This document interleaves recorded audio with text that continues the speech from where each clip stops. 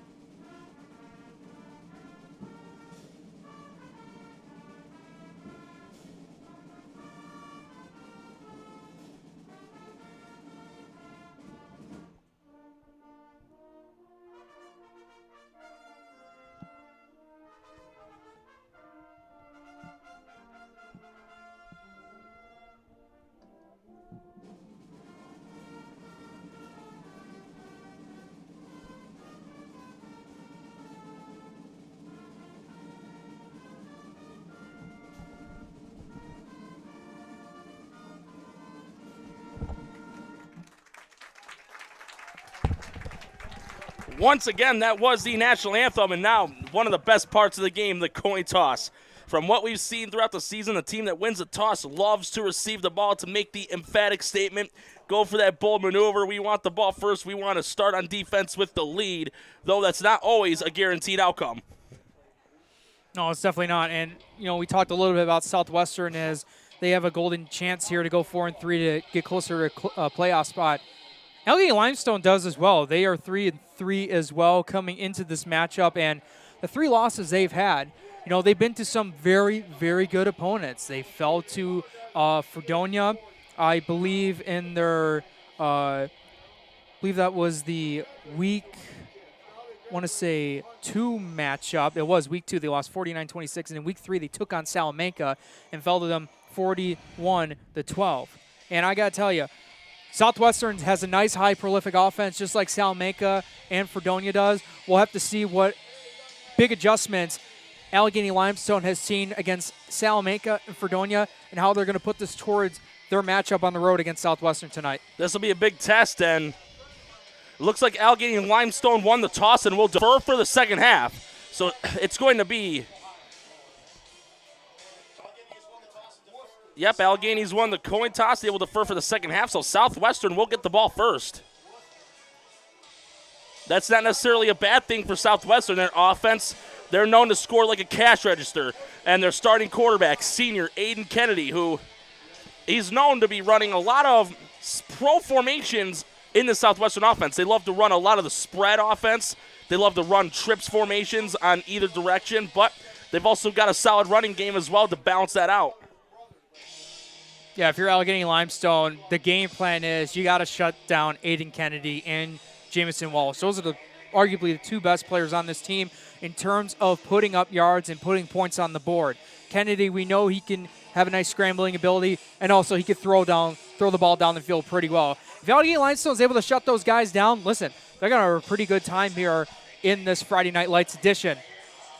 And Friday Night Lights, that's the best way to go as we hear the walk-up of Triple H back in the day when he was wrestling in WWE, a little Lemmy and Motorhead right there, as it'll be Neves who's kicking it off for Southwestern. He was also the kicker for Southwestern earlier this year, and he's also on the soccer team for the Trojans as well. And they are 2 deep men for Alleghany-Limestone. Looks like they are Kevin Edwards-Hardy, number 88, and also number 11, Anthony DeCapua. But Southwestern, you never know. They will try a surprise onside from time to time. We have seen that before. But we'll see right here as we're about to be underway, and away we go. And this is going to be a poocher inside the 40-yard line, and that does get fielded past the 45 and tackled at midfield. Looked like that was Matt Giardini on the return, number 89, and they're going to have excellent field position to start the game.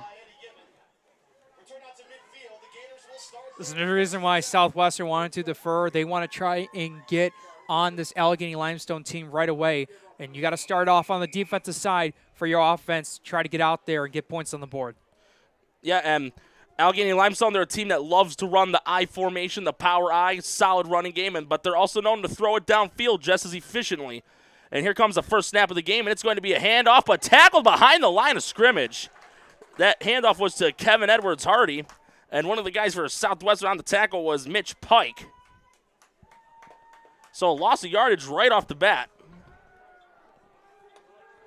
Looks like it'll be a loss of a yard, 2nd down and 11. And the Gators break the huddle. Again, both teams with identical 3-3 records.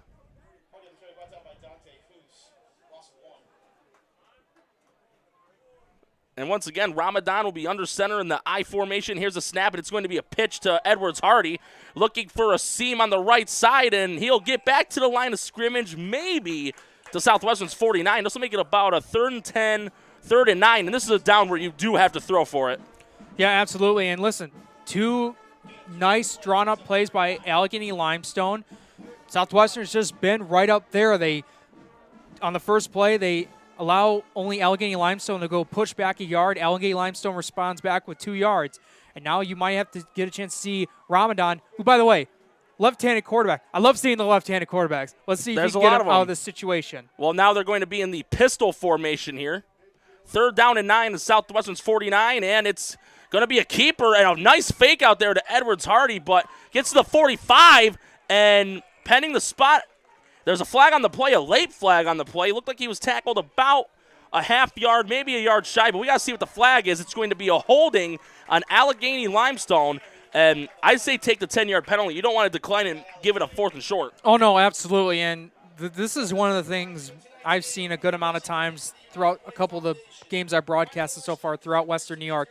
You see a big play, whether it's been a touchdown pass, a running touchdown pass, or even big yardage like that to inch you forward to a first down marker. And what happens? A penalty kills it.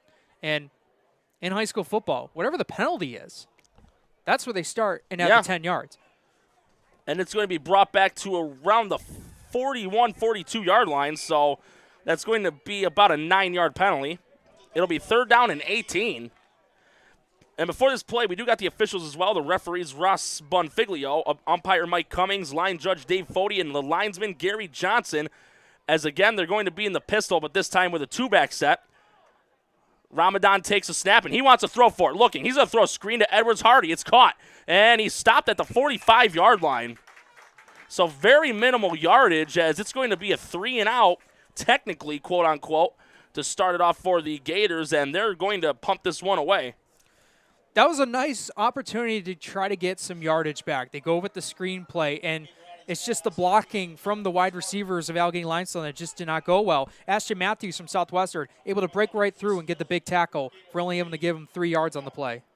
So only a gain of 3 as Matt Panis will be the deep man on the punt. Here comes Total Leather, and that's a nice kick.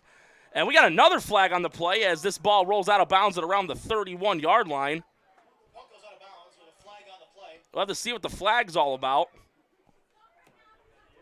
Where it's thrown, it's usually at the vicinity of a holding on the receiving team. Yeah, this is on the receiving team. Not only, for Alleghany-Limestone, they had that penalty back to almost give them a first down. This could push Southwestern back if they get the penalty and will, give them a further chance to go down the field and score. Unless the Gators would also wish to re-kick it and possibly pin Southwestern back even deeper. But even so, Southwestern will be prepared for their first offensive series of the game. Oh, it's a 12 men on the field on Southwestern, so 1 too many men. On the field, you can only have 11. This isn't a jury in court where you can have 12. We'll see what this ball is going to be. I have to believe if there's too many men on the field. They'll make it a 4th and 10, I believe. 4th and 10, and you'll have Alleghany-Limestone will repunt it. And this could be a blessing, and it can also be a curse for Alleghany-Limestone. A good boot could pin Southwestern inside their own 20, but if it's a shank or off the side of the foot, it could go out of bounds at around the 35-30. So it would either be around the same spot or even further back. But we'll have to see what they're doing here. So it's a 4th down and 10. No, that's going to be a automatic first down with too many men on the field. Too many men on the wow. And that's a 15-yard penalty, they said? Wow, for 12 men. That's a mind blower, but it's going to be 1st down and 10 for the Gators. Pistol formation, Ramadan barking out the signals, and here's a sideline pass, and that is complete, but it's not going to get a lot of yardage. One of the guys in the tackle was Ashton Matthews, number 3. And what I'm liking from Southwestern's defense side of the ball is Alleghany-Limestone's obviously game plan is try to get these short passes, use the blocking to get more yardage. And so far, the defenders, the corners on the Southwestern team has met up the wide receivers as soon as they're catching the ball. And that completion was to Eric Furlong, but it was for 0 yards, so it'll be a 2nd down 10. And they're going to be back to the I formation here, and Ramadan will be under center. Here's the snap, and it's going to be a give to Edwards Hardy. This time he finds a gap, crosses the 35. It gets down at around the 34-yard line, maybe the 33. So this is going to be 3rd and manageable. And if they wanted to, this can be a running down if they want it to be. It's only 3rd down and 3, maybe 4 tops. All 3rd and 5, I beg your pardon. As Alleghany-Limestone breaks the huddle. This can also be 4-down territory, too, should they not convert. But again, the Gators are in a pistol formation. They got 4 wides, 2 on each side, 2 slot receivers. Ramadan takes a snap, and it's going to be a handoff to Edwards Hardy again, and he nearly got to the 30-yard line, but he'll probably be marked down at around the 31 with the forward progress. It's going to be 4th down and short, and it looks like the Gators are going to go for it here. And personally, with a team like Southwestern, this is a good decision. I think regardless, they're going to go for fourth down anyway. You know, that ball is at the 30-yard line. I don't know a single kicker in Western New York that could kick a ball that far. That'd be a 48-yard field goal. Yeah, absolutely. That's Western New York's not really known for their kicking game. So. And here come. Sorry to cut you off, Jake. They're now going to be in a power I formation. It's fourth down and 2 yards to go. Ramadan calling the signals, and it's another handoff. And it's to Edwards-Hardy, and he's got the first down, but there's a flag on the play. He got tackled at the 35-yard line. The guy to bring him down was Declan Kennedy, but there is a flag. So I'm curious if this is going to be face mask on Alleghany-Limestone, because it looked like when he Yes, tried it to do the is. blocking. Yes, it is. You were right. He grabbed his face mask, looked like it was very close, and then he ran when he was trying to run to the outside. So fourth down, that could have been a first down, gets negated due to a penalty. Yeah, and they've already burnt more than 5 minutes of clock, and when you're burning that much, you don't want to do that and then have 0 points to show for that drive. No, absolutely not. But at the same time, no, you're keeping Aiden Kennedy off the field in terms of the offense. Yeah, he is also playing, though, as a safety defensively. So it does kind of tire the player out that play Ironman style. But that penalty is going to make it a fourth down and 12. And Southwestern's going to have 4 down linemen. Or make it 3 down. Yep, 4 down linemen. They're in the 4-3 alignment with 3 defensive backs and a safety. And looks like they're going to punt here. And that's what they're going to do. But there's another flag on the play. I think Southwestern may have jumped. It was along that right edge. Didn't see much on Alleghany-Limestone if they moved at all. It looked like it was coming from Southwestern side. False start on the Gators, so it's going to make it a 4th and 17. I stand corrected. I wonder, though, if it's maybe also if they wanted to do that so that way the punter, which is also Edwards-Hardy, to get a little more space to boot the ball. But the 2 deep men we're seeing here is going to be Panis and Jamison Walsh. They'll be the 2 deep guys for the punt. Looking like Don Henley's dirty laundry with these flags so far in the first quarter. Here's snap, and here comes the boot. And that punt's a beauty. And that gets fielded by Walsh at the 19-yard line. He'll swing it over the center of the field to the 20. He gets tackled right away at around the 22-yard line. And the guy to bring him down, that was Jake Herbert, number 39. So Southwestern, first offensive series of the game. First down 10, and yet another flag on the play. Almost like Harry Belafonte jumping the line. We've already had what? It's going to be on Southwestern, too, so it's going to be during the return. So we had about what? Maybe 5 penalties so far in this game? Tom, he's probably not watching this game. We know what happened between Salamanca and Fredonia. I would have loved to see that from we what you were had saying. 31 penalties in that game. Hopefully that's not the case here. You guys ended up with a blackjack and a half right there as Southwestern will get the ball for the first time offensively. It'll be first down and 10 at the 15-yard line.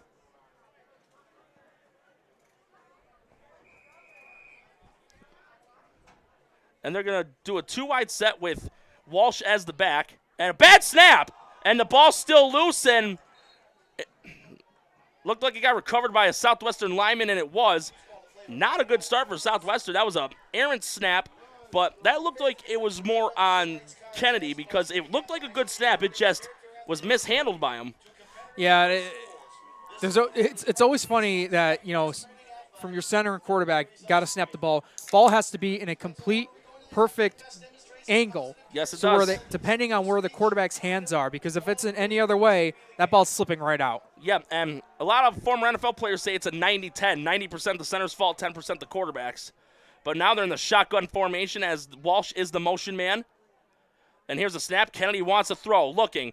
Throws on the flats. That's complete to Panis. Panis breaking a tackle to the 25 and pulls forward to about the 29-yard line after a loss of 2 on the first play of the game on the bad snap. This one is a result for a first down. No, absolutely, and that is a phenomenal job by Aiden Kennedy. His throwing motion has always been very unique to me. It looks like he's cocking back a lot more than what he needs to, but when he's throwing in motion, he gets some good velocity off that ball when he's able to throw to his receivers. You saw it there. It was a nice, quick curl route, first down, Southwestern. And now they're going to run an empty backfield. A trips left, 2 receivers to the right. Walsh's slot. Kennedy takes a snap. He's looking. Stays in the pocket. Gets away from the pressure, shoots it downfield, and it's incomplete. That was intended for Matt Panis, but great defensive coverage there by the secondary, and one of the guys on the breakup looked like it was number 6, Andrew Giardini on the breakup. It'll be a 2nd down and 10. Those are the type of throws you'll see some Division III, Division II college quarterbacks try to make. Very hard throw to make. Doesn't matter if you're playing high school football. That is a very hard throw to make for Kennedy, and he believes in his arm strength. He's able to get it, and he almost had it for a big play over the Panis. Honestly, I'm surprised he didn't use the mobility even more on that play. He is a dual threat quarterback, but once again, they're going to go a 3-wide set. Here's a snap, and here comes a quarterback sweep by Kennedy, and he'll cross the 30, gets tackled at around the 35. It'll make it a 3rd and short. 3rd and about maybe 3 That's yards. what I'm thinking. A nice, good redemption play by Aiden Kennedy. Wasn't able to get that pass, so he's like, you know what? I'm just going to take it and run it. Nice design play, draw play to the left side, picks up 7 yards. It's going to be a 3rd down and 3 at the 36-yard line here for Southwestern. Now in a single back formation, here's the give to Jamison Walsh, and he did not get it. And one of the guys that influenced that run was number 55, Josh Lee, and then on the tackle was Aaron Fowler. Jamison Walsh on the carry, brought down by Aaron Fowler. He may have gotten a yard on that play. It doesn't look like they budged a little bit. Nope, no gains. Alleghany-Limestone doing a phenomenal job. But this is what Southwestern's offense is. They're pinned in their own zone, their own territory technically, and they have the confidence they can get these 3 yards, and they're going to go for it. Well, they also could try to jump the Gators offside. Kennedy is also the punter as well. But they're going to go in a 2-back formation, and the backs are Walsh and Burlingame. And bad snap, but Kennedy recovers, and he does have the 1st down. He got line judges right around the 40, now the 39-yard line. So he's right at that 1st down marker, so we'll see if they'll give it to him. From my view, it looked like he got it with the forward progress, but it will depend on the spot. And it's going to be ruled a 1st down, so a big gamble there by Coach Jake Burkholder and the Southwestern Trojans, converting on the 4th and 3, making it a 1st and 10, and already under 3 minutes left in the 1st quarter. Yeah, this game is flying by, and Kennedy had that high snap, and if he didn't have that, maybe he would get maybe a yard or so with more time. But regardless, he gets the 1st down, and now we get an official timeout. Looked like it was a towel that fell on the turf, and it was Kennedy's. Again, a little pink the field night for breast cancer, and they're going to run. This is what I like to call the oop-de-oop from Varsity Blues. Moxon was talking about this overload one side, but they're not going with one receiver on the other end, so it's going to be 4 wides on the right side. Kennedy looks to throw, shoots it downfield, incomplete. That was intended for Jason Nee, number 1. Yeah, that was over to his man Jason Nee, and he throws that ball a little bit more to the chest and knee. He's not only getting, obviously, the 1st down, he's probably getting taken down at around the 35, maybe 30-yard line. He had a lot of turf to get this team closer to the end zone. But with that incompletion, will make it 2nd down 10. 2:19 left in quarter number 1 already. The score, both teams with a bagel on the board. As they're going to run a 2-back stack formation. And here's a snap, and it's going to be a give to Jamison Walsh. Walsh will cross the 40. He'll get tackled at around the 42, maybe the 43. Jamison Walsh on the carry. So make that 3rd down in about 5, maybe 6.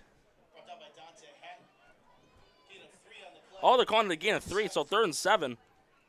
And Dante Hatton with the tackle. 3rd and 7 at their 42-yard line. Going to go 2 wides, and Walsh is single back. They got a lot of people stacked out on the box. Gators 2 are showing people the blitz. off the left edge, too. It's a give to Walsh, and he finds the gap and gets to midfield. Looked like the Gators were going to anticipate a possible play-action fake or a pass play because it looked like they were going to bring the whole front of the house. 8-yard gain by number 8, Jamison Walsh. That's enough for a 1st down, and we got 90 seconds left in quarter number 1, and this is very rare, especially for a team like Southwestern being a scoreless game, being on both ends. Not only scoreless, this is their first drive. Yes, it is. Alleghany-Limestone's only had one drive. The way this drive's going, if it goes to the end of the half, they're still going to be on their first offensive possession. And here's a two-back set. It's going to be Panis and Walsh. Here's a snap, and it's a fake give to Panis on the sweep. Kennedy looking. He'll shoot it down the center of the field. Wide open, caught! And he's going to walk into the end zone for a touchdown. And that's Cameron Lemp, who was left wide open. Kennedy saw the pressure, but he stayed in the pocket, hung in there, threw up a beautiful spiral over there to Lemp, and he just walked in virtually untouched, and they do get a touchdown on the board with under a minute left, 56 seconds left in the first.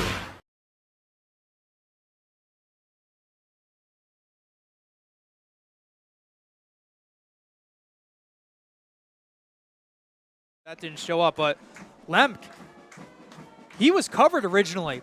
And when Aiden Kennedy was rolling to his right, he had a man towards the outside parallel to him. He kept to his left, and Lemp, no one was able to find him anymore. And then he got himself wide open and took it to the house. Snap on the extra point, and it's good. It was a bit of a poor snap there, but Hoos was able to boot it through. 7-0, 56 seconds left in the first quarter, and the Gators need to come up with a way to counter this touchdown. And they were able to move it down the field a little bit, but just got stalled on their own end. And with that, we're going to take a quick commercial break here. Again, 7-0 in favor of Southwestern. You're watching this matchup between them and Alleghany-Limestone right here on WNY Athletics. Does he do car? Forget about it. How about home? Forget about it. Does he get good rates? Forget about it. And you're saying there's no problem too big for this guy? Forget about it.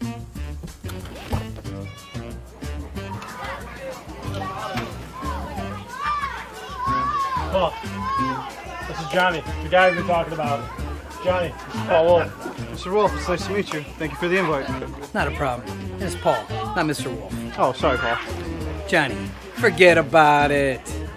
For all your insurance needs, call 835-WOLF. And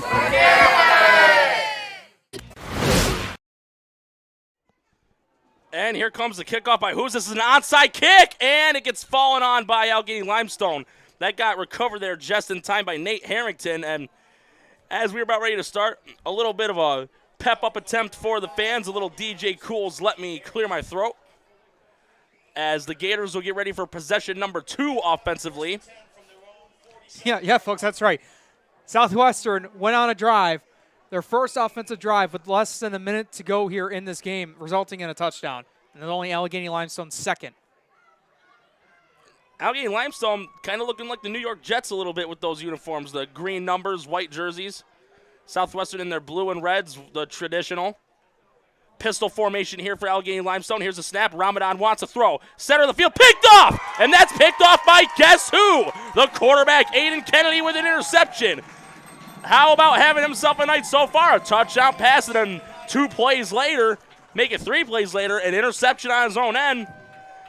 One of the things, since I've been covering high school football here in Western New York, one of the things that really makes me happy is seeing a quarterback sack a quarterback or quarterback picks off a quarterback when they're on the defensive side. That is always fun to see. And you see it with Aiden Kennedy. He read that all way. Ramadan thought he had – I'll tell you what, if Kennedy's not there, that guy's probably taking it for 6. Yeah. But Kennedy, Ramadan didn't see Kennedy. He's able to pick it off at ease. Yeah. As we hear a little Looney Tunes and Merry Melodies by Southwestern's pep band as they're going to go empty backfield. And no, it's going to be – yes, it is going to be an empty backfield. It's going to be a trip stack on the right, 2 wide to the left, 2 slots. Kennedy in the shotgun wants a throw. Here comes the rush. He looking to evade it. Going across the field, and he gets away, crosses midfield, and gets tackled down at the 45-yard line. So everybody covered. If you see some open grass, take it.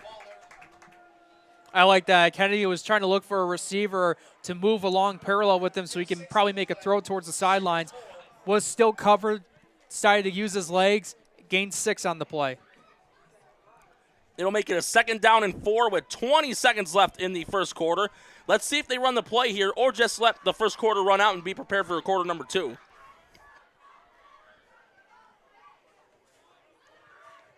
So they're going to go a trip stack on the right and Panis on the left. Here's a give to Walsh. Walsh takes it to about the 42-43, and that's how we end the first quarter with Southwestern up 7-0 over the Alleghany-Limestone Gators, but they're threatening to score again. This matchup between Southwestern and the Gators is a quarter old. We're going to take a quick commercial break, but stay tuned for more action right here on WNY Athletics.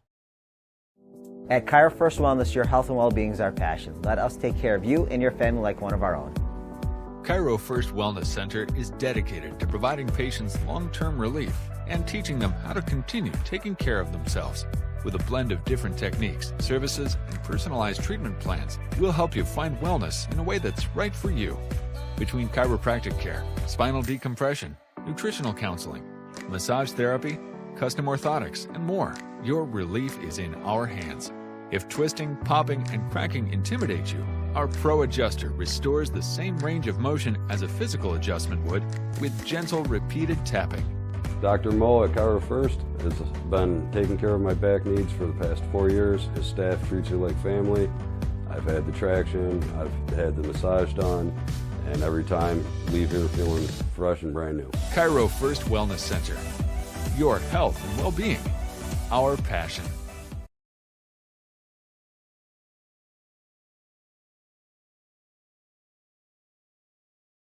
Western Trojans. To the viewers that are just tuning in, Southwestern drew first blood on their first offensive drive, a touchdown pass from Aiden Kennedy to Cameron Lemp, and coincidentally, on Alleghany-Limestone's first play of their second offensive series, Kennedy picks off a pass playing as a safety, and now they're in Gators territory here, 3rd down and 2, and here's the start of the second quarter. It's going to be a quarterback sweep.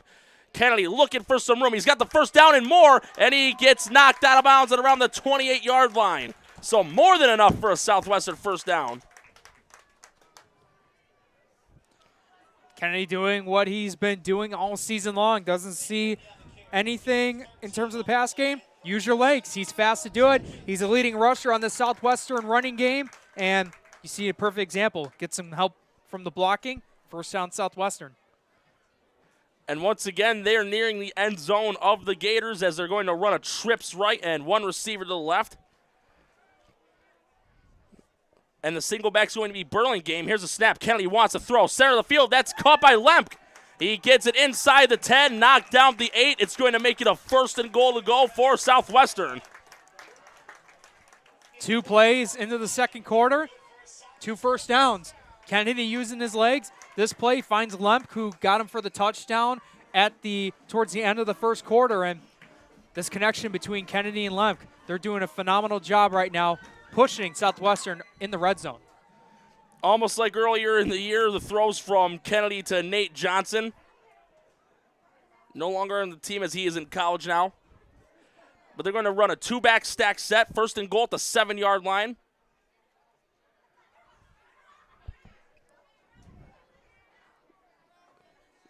Kennedy calling out the signals, waiting for the shotgun snap, fakes the handoff to Walsh.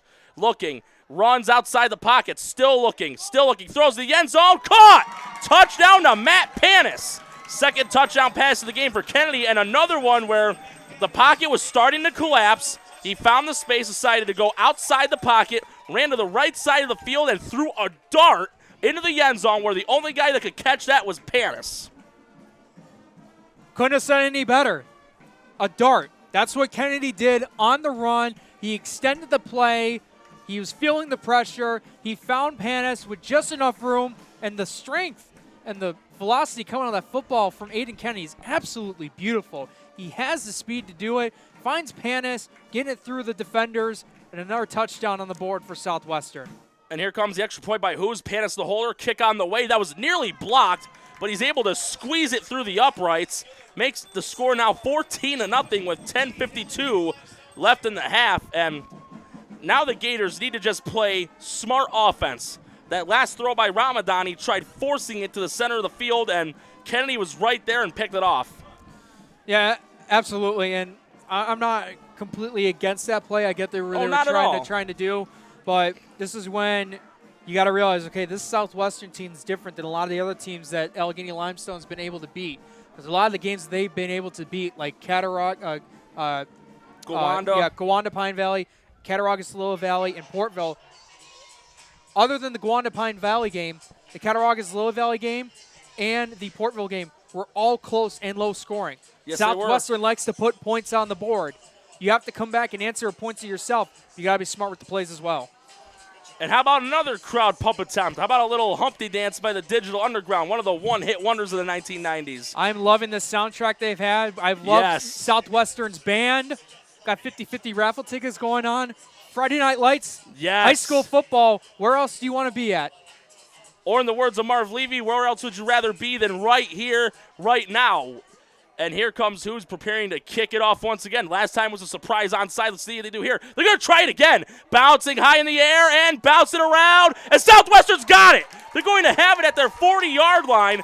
And Nevis Who's with a little trickeration there. The pop-up onside kick. Similar to what Stephen Hauschka did in the NFC Championship game when Seattle took on Green Bay. Pop it up high. Make one of the guys of the return team try to jump up the ladder to make the catch. And it turns out in their favor. They recover the onside kick, and now they got a shot to make this a 3-possession game. You think after that second touchdown, they've gained more momentum. Now after the onside kick, they come down here and score again. They've now gained all the momentum. That was a beautiful fake of an onside kick. Gave it a nice favorable bounce, going over a couple of the Alleghany-Limestone players. They weren't expecting it. Southwestern did. They got the recovery, and they're in Alleghany-Limestone territory. If you're the Gators, you need to get a stop here defensively. But right now they're going to go empty backfield. They're going to go trips to the right side and 2 receivers to the left, and they got 3 guys in the slot. Kennedy in the shotgun, empty backfield, takes a snap, and he's wanting to throw. Looking, still in the pocket, roams out of it. He's going to take off and run again. He gets to the 40, breaks a tackle, 35, and that's where he's going to get brought down. So positive yards here once again by Aiden Kennedy. And I'll make it about a 2nd and 5, maybe, 2nd and 5, maybe 4. They'll be rolled 2nd and 4. Gain of 6 there by Kennedy. And it's just one of the deadliest, things to have as a quarterback when you're able to throw the ball very well downfield. And Alleghany-Limestone thinking they have Kennedy right where they want them, and then just able to scramble out of it and pick up positive yards. And here comes the shotgun, and this is the Wildcat formation here, as it is Jamison Walsh with the snap and taking off with it. He should have enough for the first down. That's just like back in the late 2000s. Guys like Ronnie Brown, Brad Smith, Reggie Bush taking those snaps in the Wildcat formation, and they can either throw it or hand it off on the jet or keep it themselves. It's like Forrest Gump's box of chocolates with the Wildcat. You never know what you're going to get. Yeah, the Wildcat got very popular in the late 2000s. The NFL incorporated a lot of it. You might see a little bit from time to time. Not as popular, obviously, as the read option plays you see now more in the NFL. Read option, it makes you think of guys like Cam Newton, Lamar Jackson. But right now, 3 wide set, and Burlingame the back. Kennedy looking to throw. Shoots it for near the end zone, incomplete. That was intended for Panis, but he couldn't quite get it. He tried diving for it, but just off the fingertips. He almost made a spectacular catch. Absolutely. Panis, would have put that ball deep in the goal line territory for Alleghany-Limestone. Kennedy, that is a nice thrown ball. It's just a little bit away from Panis. He has to go for a diving attempt, but regardless, I love this aggressiveness that Southwestern's doing. Kennedy being very confident in throwing the football tonight. And here's Southwestern in the I formation, and here's the give to Burlingame. He'll cross the 25. He'll get to around the 22-yard line. About a gain of 3.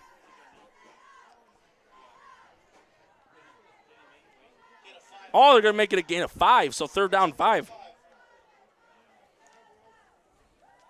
And that was from Burlingame, the junior. It's a nice, good mix-up. They've used Walsh and Kennedy a lot in the run plays.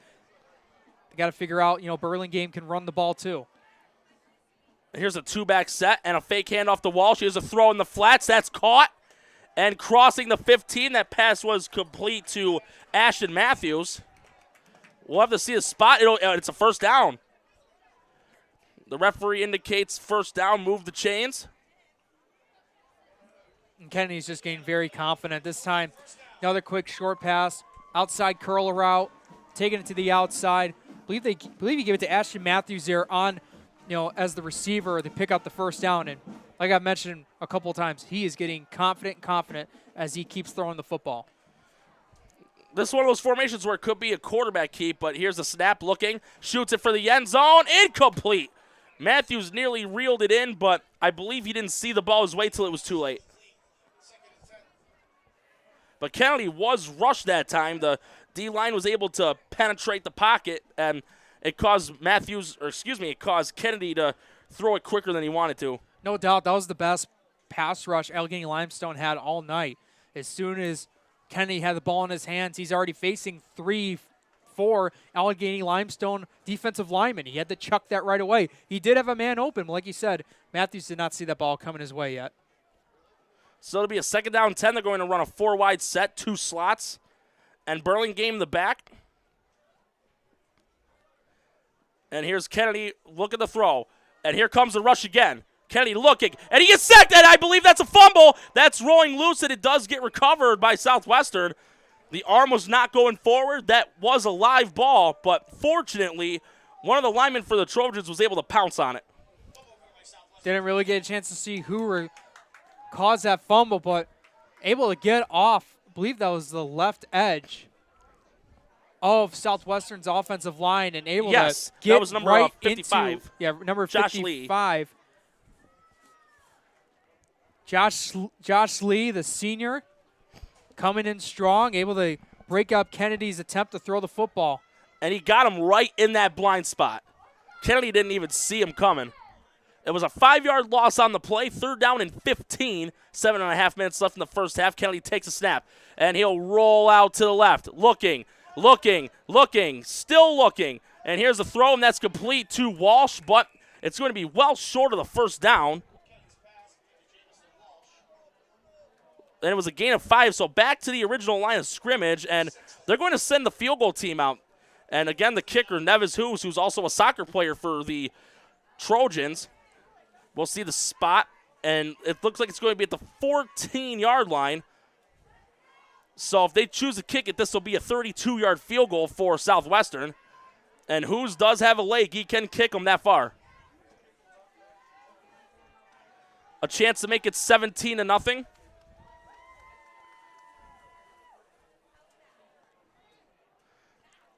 .32-yard field goal attempt here for Neves Hughes. Panis the holder. Here's a snap. Put down. Kick on the way. It's going through. That's a beauty. That kick was good. That could have been good from 42 yards.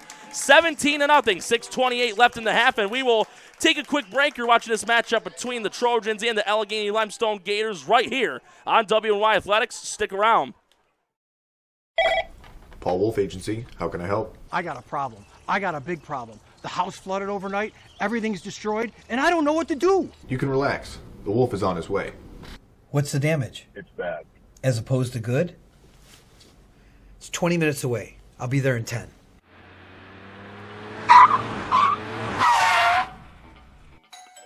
You're Teddy? Yes, sir. I'm Paul Wolf. I solve problems. Oh, good, because I got a big one in here. May I come in? Absolutely.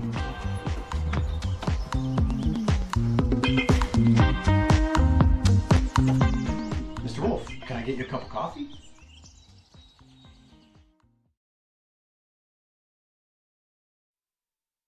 And we're about to get back into the action here.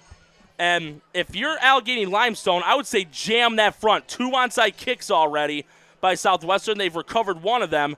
And as we're waiting for this to happen, how about a little bit of jazz rap, a little Can I Kick It by a Tribe Called Quest. They just had an anniversary album of this not too long ago, People's Instincts and the Divides of Rhythm. But here comes the kickoff by Who's. They need to jam it this time because you never know if it'll be another onside. Here comes the boot.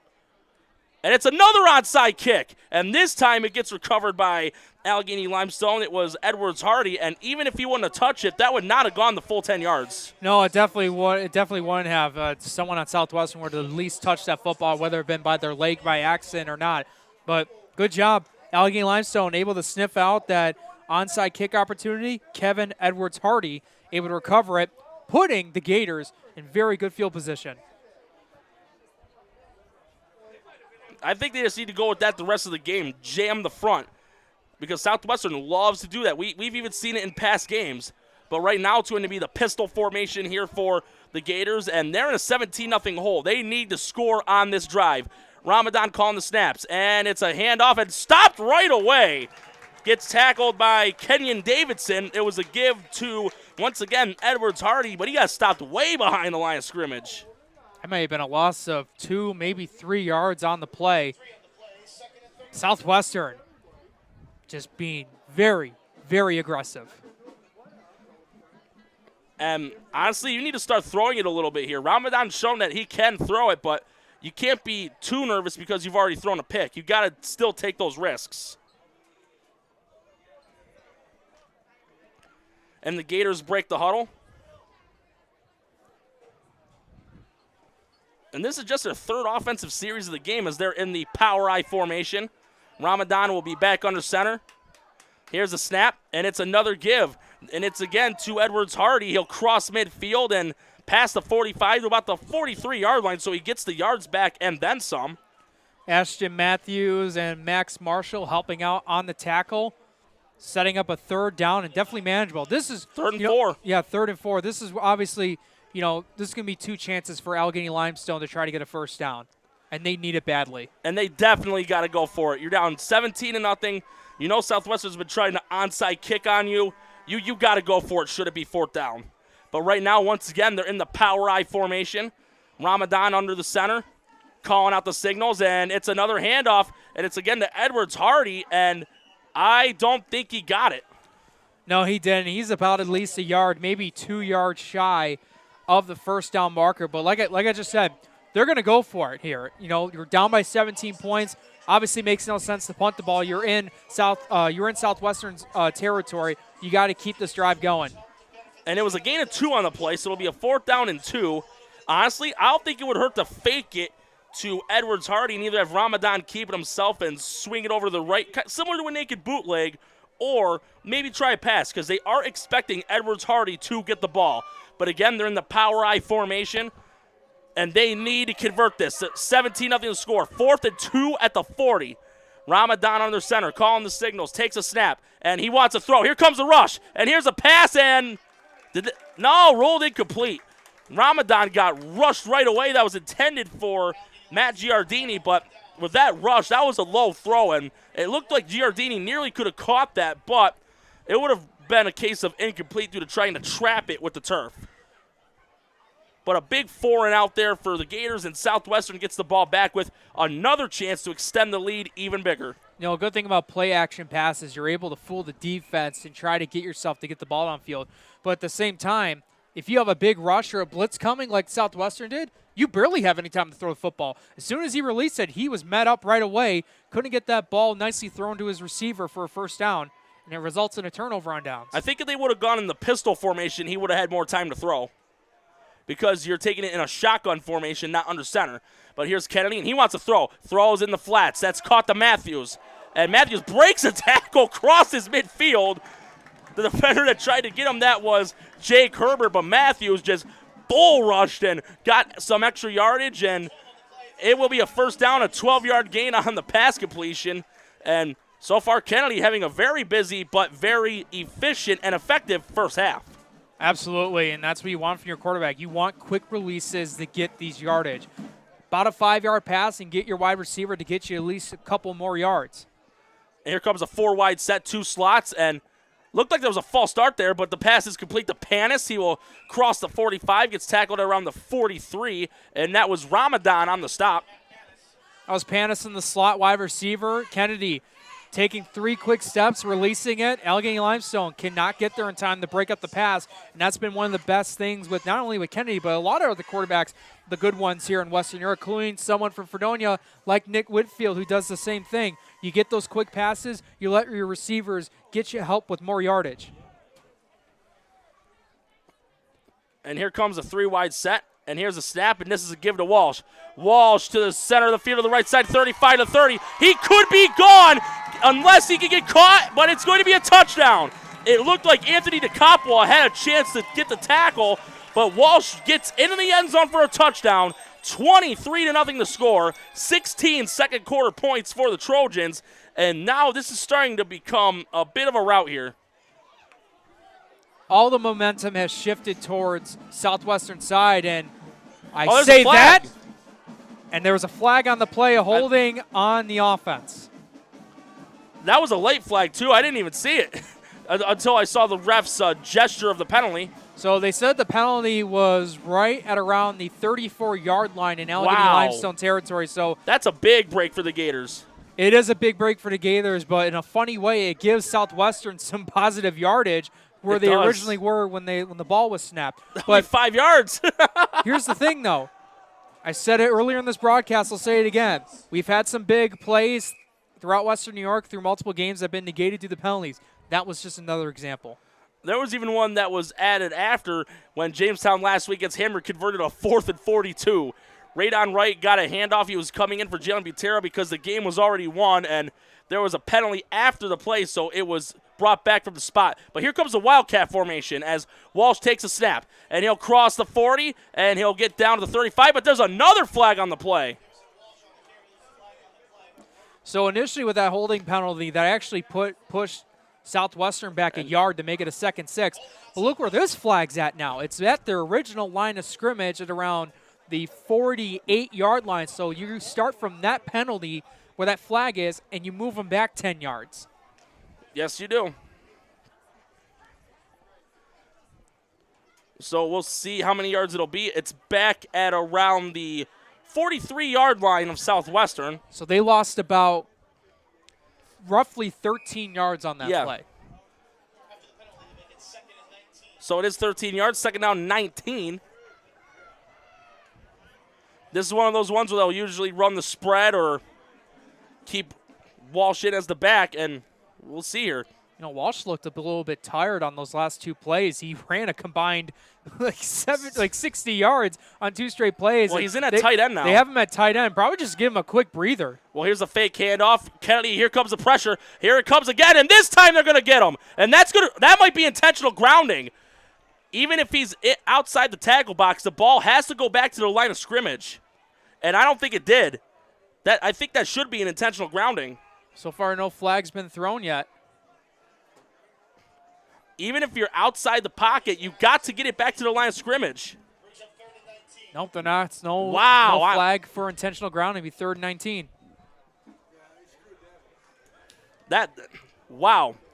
That ball didn't look anywhere close to go back to the line of scrimmage, but it's still 3rd and long. This is a good situation still for the Gators as they're going to run an empty backfield here. They're going to run a trips right and one receiver to the left. This might be a quarterback sweep play maybe to cut some yardage down, but we'll just have to wait and see. I don't want to pull a little Tony Romo here, but here's a snap in. County's going to keep it. He's past the 40, 45 to midfield, and he'll be tackled at the 45-yard line. So that'll be a gain of 12 yards. That'll make it a 4th down 7. And that was phenomenal, getting about 13 yards back off those two big penalties that Southwestern had to endure. But there's going to be a timeout by Southwestern. We will take a quick one ourselves. 2:12 left in the half. Southwestern up 17-0, facing a 4th down and 6. You're watching this matchup between Southwestern and Alleghany-Limestone right here on WNY Athletics. Stick around. When it's time to sell your home, start with a visit to howardhanna.com, ranked the #1 real estate site for sellers. A few clicks will show you the sales price you can expect for your home. We can get you the most money in the quickest amount of time because we know where the local buyers are and how to reach them. So if it's time to sell your home, visit howardhanna.com today, and we'll match you with a local Howard Hanna agent to sell your home fast. I love being home.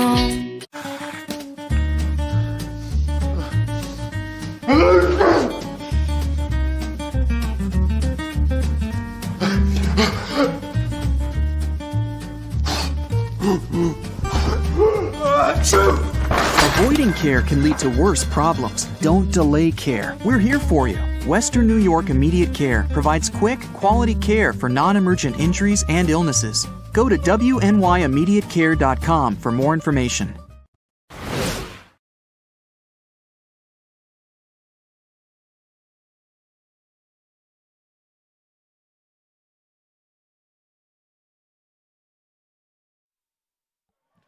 And it's going to be a 4th down and 6 here for Southwestern at their own 44-yard line, and it's going to be Panis taking the snap here, and this could be Wildcat. And it's going to be, he's trying to sweep it out to the right side. He's looking for the yardage. There's a flag on the play, and this one might be coming back. It's in the vicinity of holding. If this one's going back, you should pump this one away. You want to pin the Gators deep and not give them a chance to score before halftime. And this is going to be the third holding penalty on this drive by Southwestern. And these have been shots to the foot because one of them took away a nice touchdown run by Radon Wright. And then this one that could have gotten Southwestern a first down gets called back by a hold.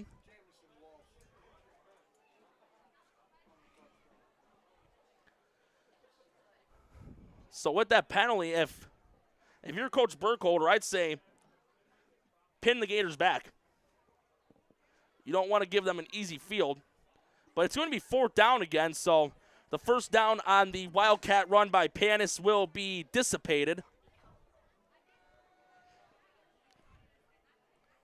We'll see what the yardage is after the penalty. Unless if they choose to decline it if it wasn't enough for a first down. And from the Gators' reaction, it looks like it would have been a turnover on downs either way.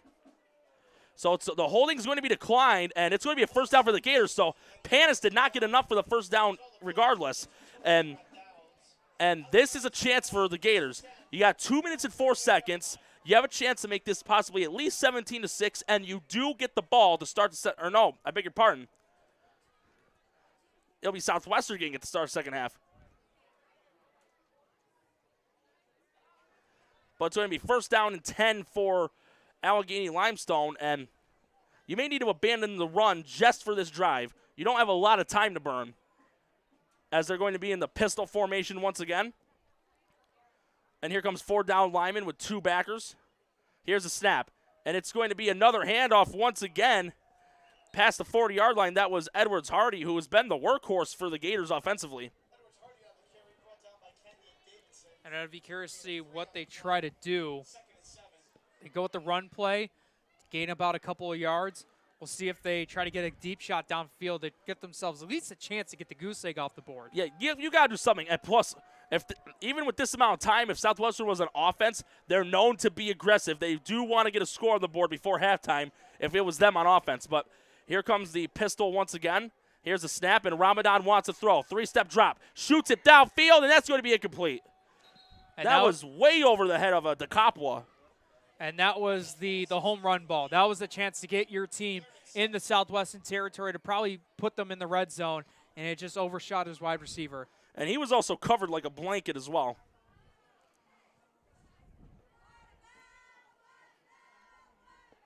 So it's going to be 3rd down 7 for the Gators, and they're at their own 42-yard line.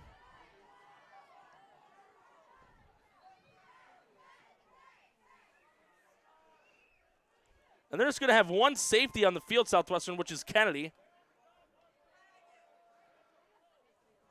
Going to run the nickel formation here. Ramadan wants to throw, and it's going to be a screen that's caught, but he's going to be down. This isn't like pro football where if you fall down, you can get up and run. No, in high school, when you're down regardless. The pass was complete to Jake Herbert, but it was for the loss of yardage. And Southwestern just called a timeout. And we're not going to take a break, but 1:15 left in the half, 17-0 in favor of Southwestern. And this is just like what I said a couple plays ago. Southwestern is aggressive. If they know they can have enough time sufficiently to get another score on the board before halftime, they will do it without hesitation. Look at earlier this year when they played Fredonia here when we were on call for that game. Under a minute left in the half, 77-yard touchdown pass from Aiden Kennedy to Nate Johnson. So they're known to do that. But, again, another good tune. The DJ's killing it tonight. How about a little Black Street featuring Dr. Dre, a little No Diggity? These fans must like the way Southwestern works on the field. So, again, 4th down and 9, 1:15 left in the half. If you're the Gators, you need to just punt this away and don't give them an easy field spot. Absolutely, but at the same time, when you do that, you got to make sure Kennedy isn't going to try to chuck this ball down the field. He has confidence throwing the football. He does. And listen, Southwestern has an opportunity to make this a 4-score lead, and they get the ball to start off the second half. So a lot of positive things going Southwestern's way. But right now, Allegany-Limestone just got to make sure they halt them here with 1:15 remaining in the first half. Let's see what they do here. And it looks like they will punt the ball. Walsh and Panis will be the 2 deep men. And it's going to be Edwards-Hardy booting the ball. Let's see what they try to do here. Maybe they'll run a fake. Anything can happen. But here's a snap, and here comes the boot. And that's a knuckleballer, but it does get a decent bounce, and Panis picks it up. He breaks a tackle, and he gets past the 40 to the 45. He pulled a little juke move on Nathaniel Goldsmith and was able to get 4 or 5 extra yards, so turned something out of nothing. But that was nearly a kamikaze mission there by Panis. It'll be a 1st down and 10 at their own 45-yard line, but they've got 1:03 to use. And they only have 1 timeout, though, left for the half, so that is the catch. If you're the Gators, and if you force them to burn it early, this could be good in your favor, and that could give you a little bit of a positive swing before the start of the second half. But they're going to go a trip stack and 1 receiver to the right. And Kennedy looking to throw. And here comes the rush. He's looking, and he's going to take off and run. And he'll cross midfield, get out of bounds, and he does at around the 46, 47-yard line. So nobody open, no problem. Go get some positive yards wherever you can find it. Absolutely. He picked up about 9 yards, about 8, maybe 9 yards on the play. They're only going to gain a 9, so it's just 2nd down and a yard. And the smart thing Kennedy did, got to the sideline, preserved the timeout. So the clock stops at 55 seconds, and this is what Southwestern's been doing all night. They are confident, they are aggressive, they're going to keep going, and they're going to try to get a score here before the end of the half. And the Gators got 2 edge guys probably going to rush, but here's a snap. And here comes a throw, and that is caught by Matthews. And can they keep him in bounds? They will. He gets stopped at the 35-yard line. Or no, they're going to really hit the sideline. I thought he got tackled before he hit it. Well, he did get a 1st down, which does stop the clock. Yes, it does. It does. I don't know if he got out of bounds or not. I don't think he did, unless if it's at the spot after when the ball's spotted. We'll just wait for the indication. So it's going to be at the whistle, so he did get out of bounds. Very smart play, trying to get out of bounds. He extended that ball forward towards the sidelines. But here comes a 3-wide set. They got 2 slots, and the only back's Burlingame. Panis and Walsh are the 2 receivers on the left side. Here's a snap. Kennedy wants to throw it again. Looking, and here comes the rush. And, nearly got Kennedy. But here comes looking. Throws, and that's incomplete. I'm sorry, I don't mean to interrupt. Did you see Aiden Kennedy use the referee to evade that rush? Yeah. He used it. He nearly got horse-collared, too. He had I forgot who the defender was. He grabbed him by the jersey, was able to get out of it, rolled back to his right. It was Connor Goody. He used the referee as an extra blocker to help him shade off that defender to get a pass downfield. It was incomplete, but Kennedy just doing whatever's out there to try to extend plays, try to make them positive plays. It's 2nd down 10, 39 seconds left in the half, and they're at the Gators' 35-yard line. And if you're Allegany-Limestone, keep that rush going. You will get to the quarterback eventually. Maybe not right now, but it's going to be a wildcat formation here. Walsh will take the snap, and he'll look for some running room, and he cuts to the center of the field and gets tackled down around the 28. So it'll be a gain of about 7 yards, and now a timeout's being called, and that's it for Southwestern. No timeouts left. So if you're the Gators, keep that rush going, but also protect the sidelines. You don't want them running out of bounds to preserve even more clock and make it, at minimum, 23-0. Oh, no doubt. And this is obviously a smart job by Southwestern. They have some chances here, with no timeouts left. They get the 1st down, they stop some clock, and then you can at least get maybe 2 or 3 shots to try to get in the end zone using either Kennedy's arm or his legs, or even get Jamison Walsh some carries. He had a big play that was negated due to a penalty, but he can go for big rushes as well. Yes, he can. And while we're waiting, how about the pep band of Southwestern doing a little Wilson Pickett's Land of 1,000 Dances? But right now with the score 17-0, this is the land of 17 dances. With 31 seconds left in the half, they are threatening to score again. That was a gain of 7 yards on the Wildcat run by Jamison Walsh. It'll be a 3rd down and 3 at the 28-yard line, and the Gators need to come up with a stop here. One of these, it wouldn't hurt to keep the defensive backs back and just blitz everybody else, because you don't want to go full-on house, because if Kennedy does get away from that and he finds an open guy, you're toast. Oh, and they got Kennedy lined up at a receiver. Let's see if they want to throw it here. It's going to be a 3rd down and 3. They do not have any timeouts left, but it's going to be Walsh taking the snap. And here it is, and he's rolling over to the right side. He's going to throw. Shoots it for the end zone. Incomplete. That was intended for Aiden Kennedy, but that was way out of bounds. I like the idea because Kennedy is significantly taller in height than Walsh. Let Walsh take the snap and try to throw it. But now it's going to be a 4th down and 3. If you can get a stop here, if you're the Gators, this could be a positive way to stop or to end what has been a very turbulent first half for them. But it's going to be a 4th down and 3 at the 28. And Southwestern breaks the huddle. And they're going to go 3 wides, and Burlingame is the back. Can't afford to have a keeper. If you can't find the sideline, you could be in trouble. Here's a snap. Kennedy's going to shoot this one for the end zone for Walsh. Incomplete. And good coverage there by Anthony DeCapua. So they're able to avoid another score. And let's see what the Gators do here. They do have all 3 timeouts, and I've said this before, they don't roll over like cell phone minutes. You won't get 6 to start the second half. So why not try go downfield, use those timeouts, try to get 6 on the board before the halftime. It wouldn't hurt to give that a shot, but you also got to be smart at the same time.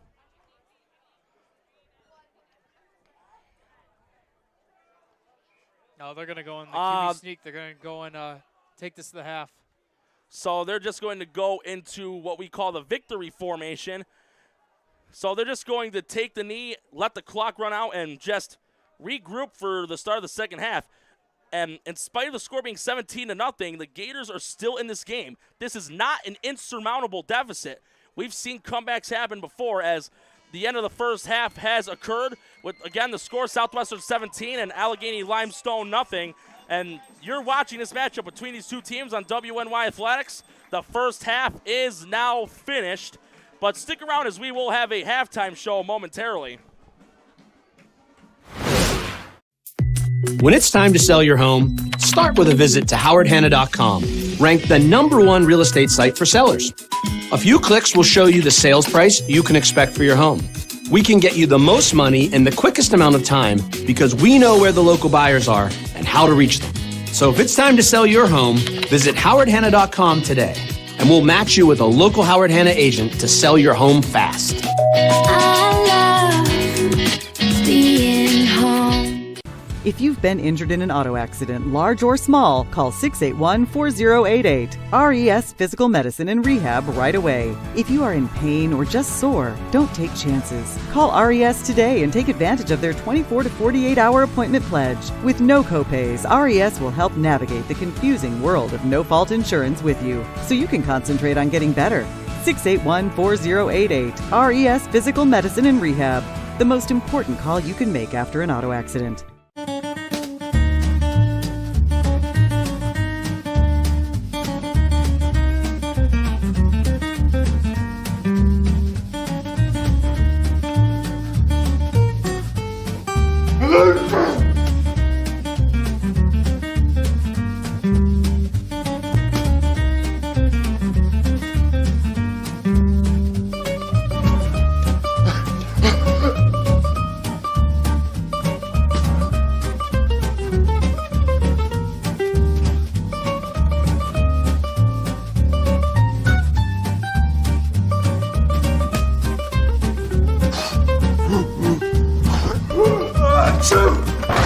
Avoiding care can lead to worse problems. Don't delay care. We're here for you. Western New York Immediate Care provides quick, quality care for non-emergent injuries and illnesses. Go to WNYImmediatecare.com for more information. 300 Level Media is a locally owned and operated, multi-purpose media company right here in Western New York. You'll find us everywhere, covering the Bills, Sabres, Buttes, Bisons, Big Four basketball, local college sports, and much more. Our staff offers a variety of media services, from video production, live event coverage, audio broadcasts, professional voiceovers, camera operation, and videography. Visit www.300levelmedia.com or give us a call at 716-427-2600. This is 300 Level Media. Does he do car? Forget about it. How about home? Forget about it. Does he get good rates? Forget about it. And you're saying there's no problem too big for this guy? Forget about it.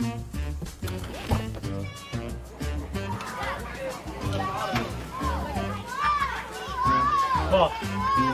This is Johnny, the guy we've been talking about. Johnny, this is Paul Wolf. Mr. Wolf, it's nice to meet you. Thank you for the invite. Not a problem. It's Paul, not Mr. Wolf. Oh, sorry, Paul. Johnny, forget about it. For all your insurance needs, call 835-WOLF. And why do you exercise? To look better? To feel better? To drop a few pounds? To train for an event? To defy age? Or to keep your ability to say yes to the things you love to do? Whatever motivates you, G&G Fitness Equipment is here to get you there. Treadmills, ellipticals, rowers, bikes, home gyms, and accessories. We'll pair you with the right equipment, teach you how to use it, and be there every step of your fitness journey. G&G Fitness. Your goal is our goal. Logistics Plus is a global transportation provider headquartered in Erie, PA, with locations worldwide, including right here in Western New York. Logistics Plus is consistently recognized as a fast-growing transportation and logistics company, great supply chain partner, top freight broker, leading project cargo manager, and a great place to work. With a strong passion for excellence, our 500-plus employees put the plus in logistics. Call our Buffalo office today for an efficient, personal approach for all of your transportation needs. When it's time to sell your home, start with a visit to howardhanna.com, ranked the #1 real estate site for sellers. A few clicks will show you the sales price you can expect for your home. We can get you the most money in the quickest amount of time because we know where the local buyers are and how to reach them. So if it's time to sell your home, visit howardhanna.com today, and we'll match you with a local Howard Hanna agent to sell your home fast.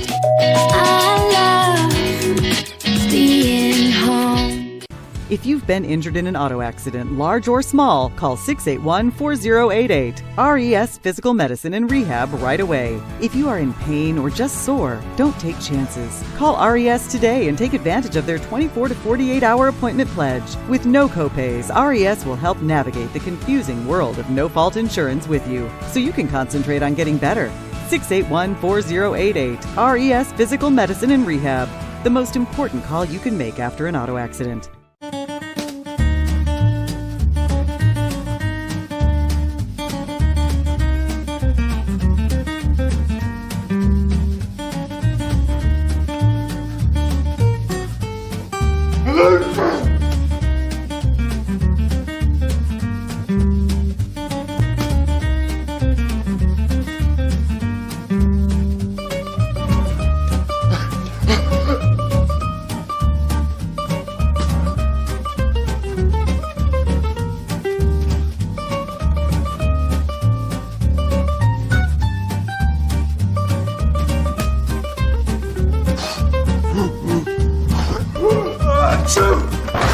Avoiding care can lead to worse problems. Don't delay care. We're here for you. Western New York Immediate Care provides quick, quality care for non-emergent injuries and illnesses. Go to wnyImmediatecare.com for more information. Does he do car? Forget about it. How about home? Forget about it. Does he get good rates? Forget about it. And you're saying there's no problem too big for this guy? Forget about it.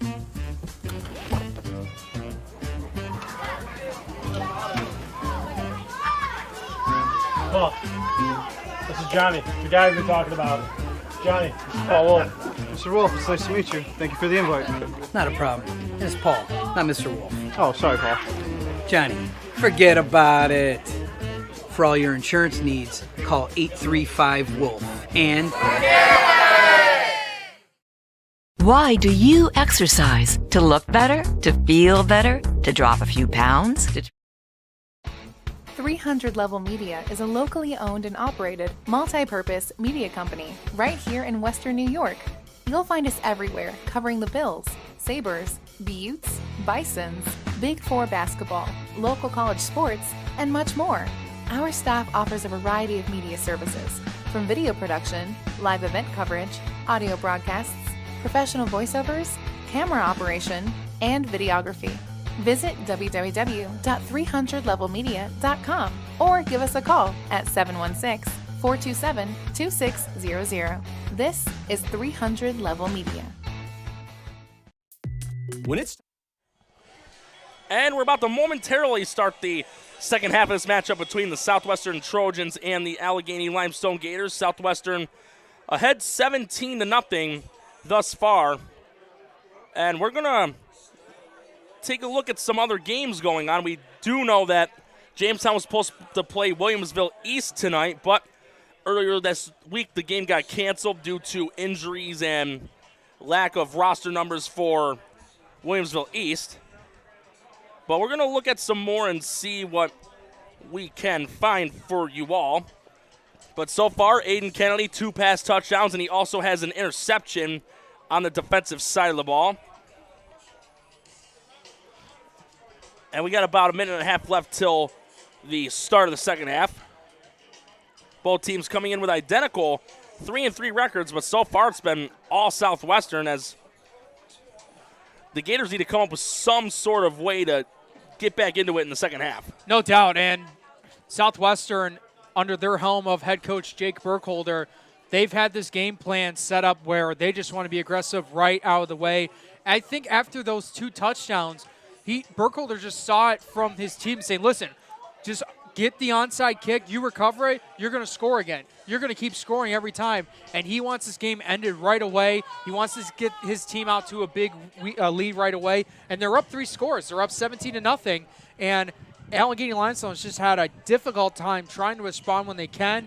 And when they've done a couple times, it's either been negated by penalties or it's resulted in turnovers, like that pick interception when Ramadan tried to throw it to his receiver, but was picked off by Aiden Kennedy. Yep. We're not able to get anything right now on today's games. We do have some results of yesterday's games for any viewers that didn't catch anything. Franklinville-Elkinville, they defeated Akron yesterday 40-7. Frontier took on Williamsville North. Frontier won 35-16, improved to 6-1 on the year. Their only loss, 20-14 versus Jamestown. Bit of a shootout in this one. Depew against Eden North Collins. Depew walks away with a 42-37 victory. Hamburg pulls off a victory against South Park 20-16, so they snapped their 2-game losing skid. Tonawanda, they remain 0-7 on the year. Medina stays undefeated at 6-0, 62-0 win over Tonawanda. But other games going on tonight, Lackawanna versus Clymer-Sherman, Panama. Maryvale and Burgard, Lancaster-Clarence, which should be a battle.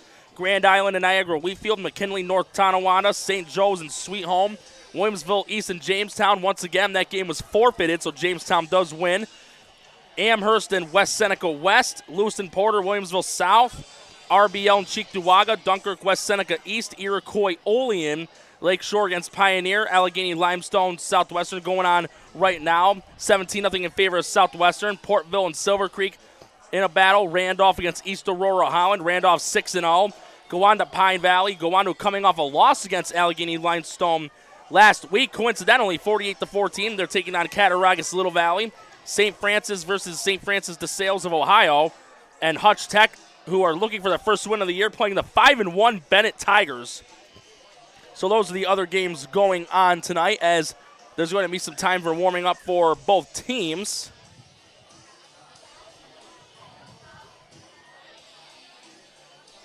We do apologize, guys, if you have tried to see our broadcast on Twitter. Unfortunately, on the broadcast, it's saying it's CSP versus Batavia. That's actually this game now between Southwestern and Alleghany-Limestone, so we do apologize about that. Had a little bit of an issue on the Twitter side for the broadcast, but you guys can also watch it on our YouTube page. You can subscribe to Western New York Athletics on the YouTube page, and you can also do it on the Facebook page, where we get a good, always successful broadcast on the Facebook page. So we do apologize about that. And for anybody having trouble hearing it, watching the other platforms, we do apologize, but we are right beside where the DJ's killing it on the tunes and where the loyal Southwestern fans are.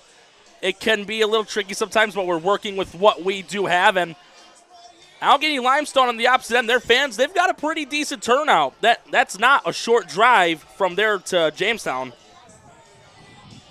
No, absolutely. And now you hear it a little bit of our mics. The wind's starting to pick up as well with 2:09 now remaining in the first half intermission.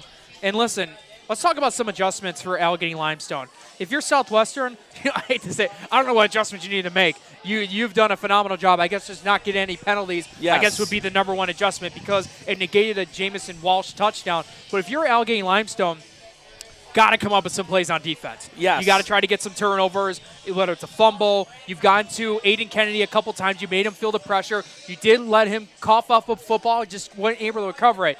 You got to get this. You got to get Kennedy uncomfortable, rolling out of the pocket, in the pocket. He has to be scared throwing the ball, which can lead to interceptions and could possibly lead to a fumble. And that's when Allegany-Limestone needs to attack. Then yes, you're able to do that. You got to find your strengths. Don't be afraid to throw the football. I know Gabe Ramadan had a pick. Can't be scared to throw the football after throwing an interception. You got to keep going with that. And you got to find a way to get this run game going towards the outside with some extra blocking, creating some big holes for big yardage because you're down by 17. You need a quick score once you get your offense out there. And with Southwestern getting the ball to start the second half, if you're Allegany-Limestone, I'd say try to go for a little payback. Try a surprise onside kick of your own. You're down 17-0 with an offense as dangerous as Southwestern's. You need to get a momentum boost to start the second half instantaneously. I do not think it would be hurt to try, albeit it would be giving the Trojans decent field position. But in order to win ball games, you do have to take risks. You absolutely got to take a risk. Nothing's going to be easy towards you. Every play is going to be a challenge. And you have to have a game plan and a certain set amount of plays that are going to give whether your offense a chance to push yards or your defense to try to help your offense out when they get back onto the field. So we're a little edging closer back here towards the start of this game. We're a little bit away towards the start of the second half. So what we'll actually do is we'll take a quick break, and when we come back, we'll have the start of the second half. You're watching Western New York Athletics live. When you're ready to buy a home, start with a visit to howardhanna.com. You can find new listings before they appear anywhere else and refine your search for immediate notifications of similar properties. Plus, get pre-qualified to make your offers stronger and connect with a local Howard Hanna agent who knows your area and how to close the deal. So when you're ready to buy, visit howardhanna.com and find your home fast. I love being home.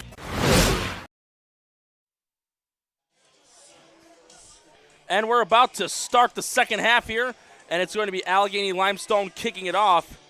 And like we talked about before that quick break, it would not hurt for the Gators to try an onside kick of their own or at least pop it up high like Dustin Hopkins did against Buffalo a few weeks ago. Popped it up so high, it took a bounce, and he recovered his own kickoff. You've got to do something, as it's going to be DeCapua kicking it off for the Gators. They need to get a momentum boost. They need to get something. Here comes the boot. And they're going to onside kick it. And that's what, it's loose, rolling on the field, and the Gators are saying they got it. Let's see the indication. They got it. They got the onside kick. Man, I feel like Tony Romo once again calling that. And that is a part of the momentum beginning. They needed to get a break, and they got it. And they recover the onside kickoff, and they're at Southwestern's 46-yard line to start the second half. And it'll be 1st and 10 for the Gators. They've had a little bit of trouble offensively. Their main running back, Edwards Hardy, he has been held in check so far, as the Gators will be in the power I formation.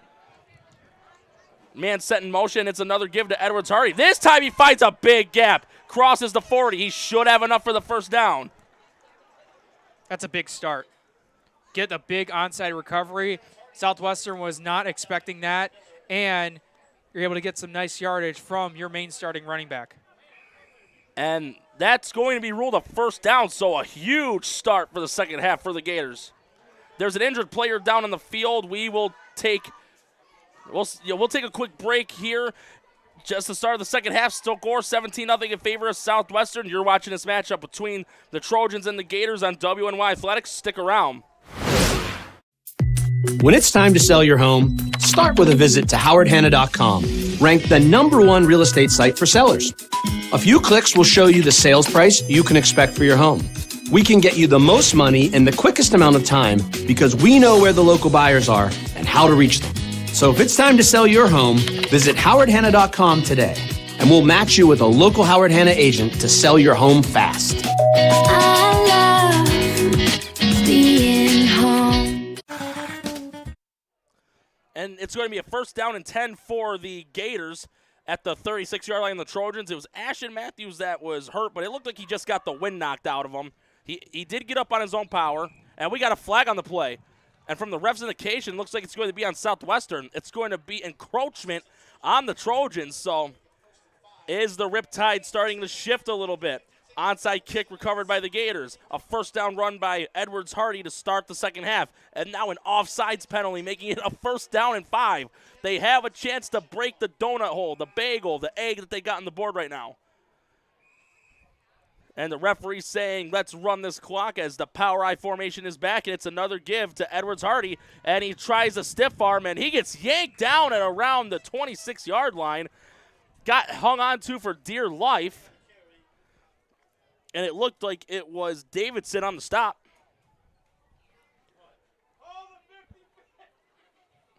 And it looks like it'll be no, it's enough for a first down. So 2 plays, 2 first downs for the Gators. They're at the 26-yard line. And the Gators break the huddle.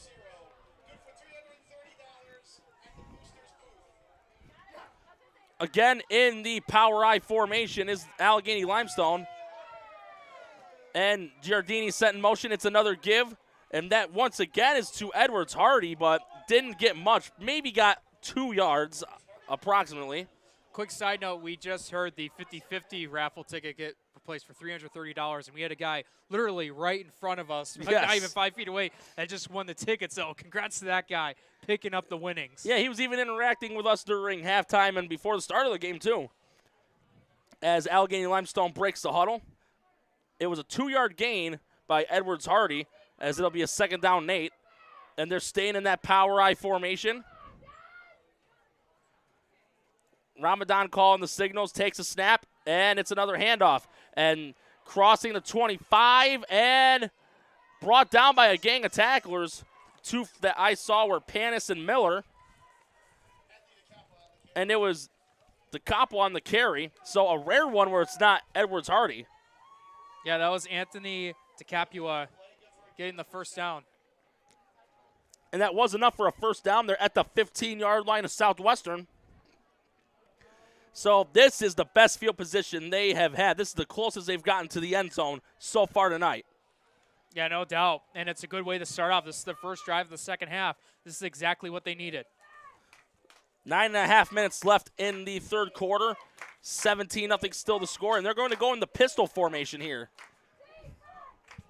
And he's got 4 wides, 2 on each side. Ramadan takes a snap, and it's going to be a give to DeCapua. And got a very minimal yardage on it. Do I just hear a Vuvuzela? Yes. What Those is are this, for the World Cup. 2010?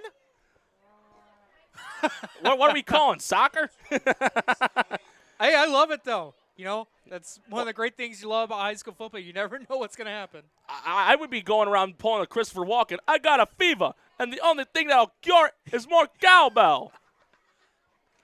But it's going to be a second down and 8. That was a 2-yard run by DeCapua.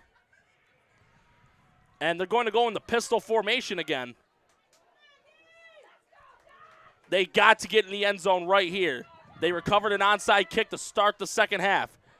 Ramadan takes a snap, and he wants to throw. Looking, still looking. Gets it away, and caught. No, incomplete, but that's going to be interference. Yeah, a flag was thrown right away. Looked like there was control at first, but then it got punched out, and football was flung towards Alleghany-Limestone sidelines, but there is a flag on the field. It looked like it was a PI or a holding on Southwestern. But we'll just have to wait and see what it is. But Ramadan, though, what patience in the pocket. It looked like he was going to get rushed and get brought down for a sack, but he was able to extend it just enough to throw a pass. We're trying to see what this flag's about. It's going to be pass interference on Southwestern. And because it was inside the 20-yard line, it will be half the distance to the goal, so it will be first and goal for the Gators, and they are nearing the end zone. A touchdown to start the second half for them would be so very important. They're inside the 10-yard line. They're going to go with a triple I formation. And Ramadan back under center. Again, Gators in the triple I. Ramadan calling the snaps. And here's the give. And pounding the rock inside the 5. And inching ever closer to the goal line. And it'll make it a second down and goal.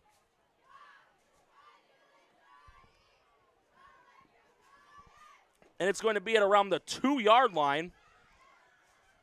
And the referee's saying, let the clock roll. I think that was actually still a second down play to get the first. Wow. So they just got the first down. So now this will technically be first and goal at the 3-yard line.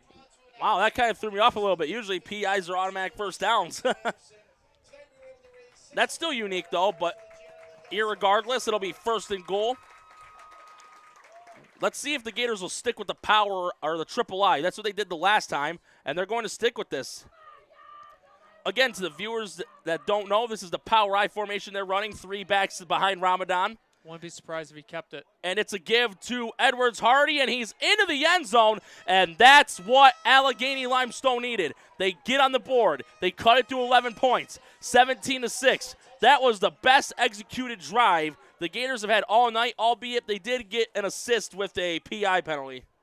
Well, regardless, they took advantage of that PI penalty. Kevin Edwards-Hardy, the sophomore, getting the big rushing touchdown to help cut this lead down to 11 with the PAT coming up.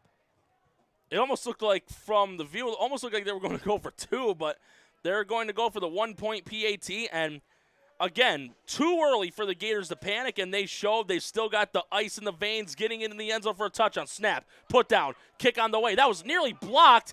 Did that go through? It did not. No, it didn't. Kick's no good. So the rush influenced that kick to fall short, but 17-6, Gators are on the board, and we'll be right back after a quick word from our sponsors right here on WNY Athletics.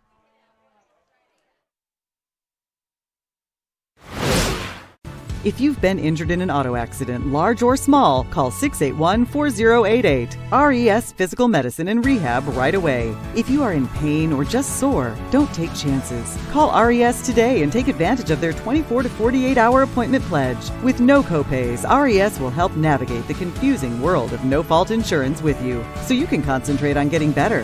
681-4088. RES Physical Medicine and Rehab. The most important call you can make after an auto accident. Call 835-WOLF. Remember, you calling the Wolf. That's all you had to say. Call today. And we're about to get back into the action here as we get treated to a nice song by Tom Petty, the second track off of his 1989 album, Full Moon Fever, I Won't Back Down, which was also kind of he worked with a band that he was with at the time, the Traveling Wilburys, but we'll see what the Gators do here on this kickoff. They did an onside the last time, recovered. Let's see what they do here. You want to keep the momentum as much as you physically can. You don't want to forfeit it right back straight away. But here comes DeCapo, about to go toe to leather. Here we go. Oh, that kick's a beauty, and that's going to roll into the end zone for a touchback. So from an onside kick to just booming the football like Pele, kicking it out of the end zone for a touchback. It'll be first down and 10 for Southwestern as they will prepare for their first drive of the second half. So let's see what Southwestern does. Obviously, with that touchdown they just gave up, should be nothing right now. They're up by 11. They should remember how they were very dominant in the first half. Kennedy has to realize that they still have control of this game, and if they have that mindset, they'll get down the field right away. And they've got the ball at the 20-yard line to start. They're going to go trips left, one receiver to the right, and Burlingame, the only back, Here's a snap, and Kennedy wants to throw right away. He'll shoot it down the center of the field. That's caught by Panis. He'll cross the 30 to the 31. That will be enough for a Trojan first down. And that's exactly what you do. And it looks like there's official timeout as well, but he gives it to Panis deep down the field, gaining about 11 yards on the play for a Southwestern first down. He's also got one of Kennedy's 2 touchdown passes tonight. And here comes Walsh coming back into the game. The way it's looking, I wouldn't be shocked if they end up putting him in on the Wildcat for this one. It looked like they were having him call the play. Yeah, and I believe that's what resulted in the touchdown that was negated by a penalty. Yes, it was. If I'm correct. So yes, it was. Keep that Wildcat formation going. You have a guy that's able to use the blocking that he has and then take it to the outside with a good burst of speed. But right now we have a quick stoppage in play, so it's about 7:27 remaining in the third quarter. Don't know exactly what the stoppage is, but looks like just heard from one of our fans. Looked like may have been injury timeout on Southwestern side, and that was number 3 for Southwestern. Matthews, Ashton Matthews, who's been a crucial part in the receiving game. Very good part in the passing game. So coming off a bit of a limp and being helped towards the sidelines and will be tended to by a trainer. So we hope he'll be okay. The way it's looking, it might be a sprained ankle or something minor. Nothing serious. But here come both teams back out on the field. And they're going to go with a 3-wide set. And Burlingame the single back as Kennedy will go in the shotgun. Here's the snap, and he's going to keep it on a draw. And he'll cross the 30, got about maybe a yard, 2 at the most. So it will be second down and, it's going to be rule a 3-yard gain. It'll be second down and 7.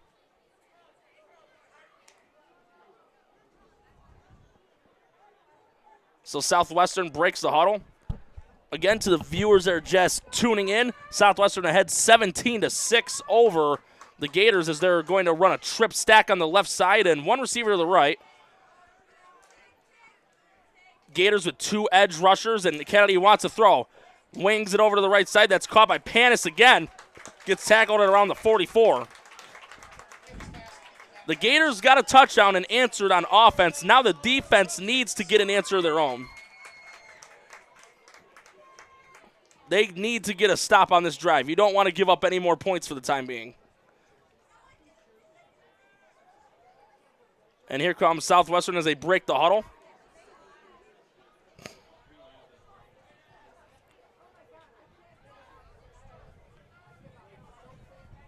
And the Gators with 2 down linemen, 2 edgers. And it's going to be a give to Walsh. And Walsh is able to evade one tackler. He crosses the 45, gets to the 40, knocked out of bounds at around the 38-yard line, tackled by Andrew Giardini. It will be more than enough for a Trojan first down. And that's what Walsh can do with you. Help that blocking, get down the field. They're able to push the defense back of Alleghany-Limestone, and now they're in Gator territory. This time they're going to go 2 backs. It's going to be Walsh and Burlingame. Kennedy now in the pistol formation, and he's going to keep it here on a draw. Almost got stopped at the line, but he's able to cross the 35. Oh, look at the... Oh, things are going to chip between Panis. That's going to be a flag, and I think that's going to be on Panis. It looked like he was the instigator on that. Yeah, both 4s for Southwestern and Alleghany-Limestone were going at it on the far side of the field towards Alleghany-Limestone sidelines. It was Gabe Ramadan and Matt Panis are going at it. So they were just short of the first down marker, so I'm going to see how far this penalty will push him back. And personally, I agree that it was on Panis. From my view, he was the instigator, and him and Ramadan, they were 10, 15 yards away from the play on the opposite end. They weren't even near the play. They were nowhere near it. And that's a very unnecessary penalty because that negated a decent run by Kennedy. So I'm seeing the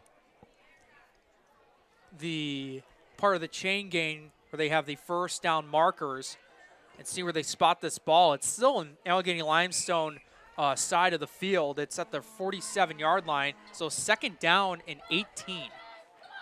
So that's going to be an 8-yard penalty. And here comes a 4-wide set, 2 on each side and 1 slot on each.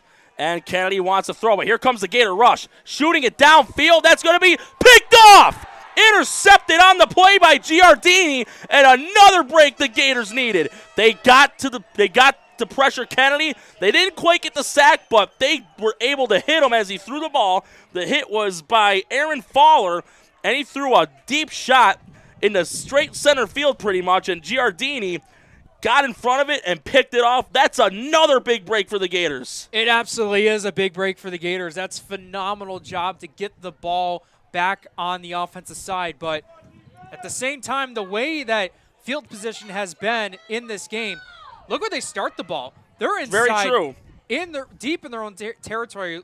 Looks like the 14-yard line. So they have a long way to go. So 1st down and 10 as they stay in the power I formation. And it's going to be a give to Edwards Hardy once again. This time there's nothing. He'll be lucky if he got a yard on that. You can't afford to go 3 and out after getting a turnover. It'll be a 2nd down and 9, so a gain of 1.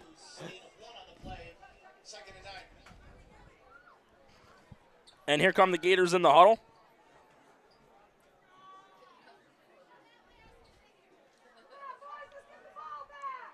Let's see what the Gators do here. They've got a chance to cut it to a 1-possession game. Again, they're in the power I formation. Ramadan takes a snap, and it's another handoff. And again, it's to Edwards Hardy, but again, there's hardly any room. And Southwestern's had an answer.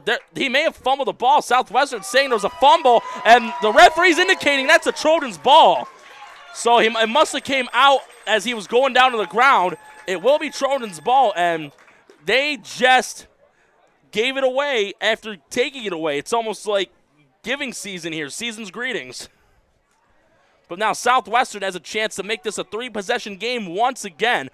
And the running with Edwards Hardy, besides the last drive, it's been pretty much neutralized. I don't know, and I don't understand why you would keep doing it if it hasn't really worked. They've had time with Ramadan trying to throw it when they've gone to the pistol formation. I would say stick with doing that a little bit more so that way you can have some time to go down the field instead of just getting 1 to 2 yards or nothing, handing it off. No doubt, and that was definitely tough, to see from our view of the fumble. But regardless, Southwestern picks it up. And here comes that touch pass over to Panis, but he's not going to get anything out of it. Just those are passes similar to Mahomes to Kelsey.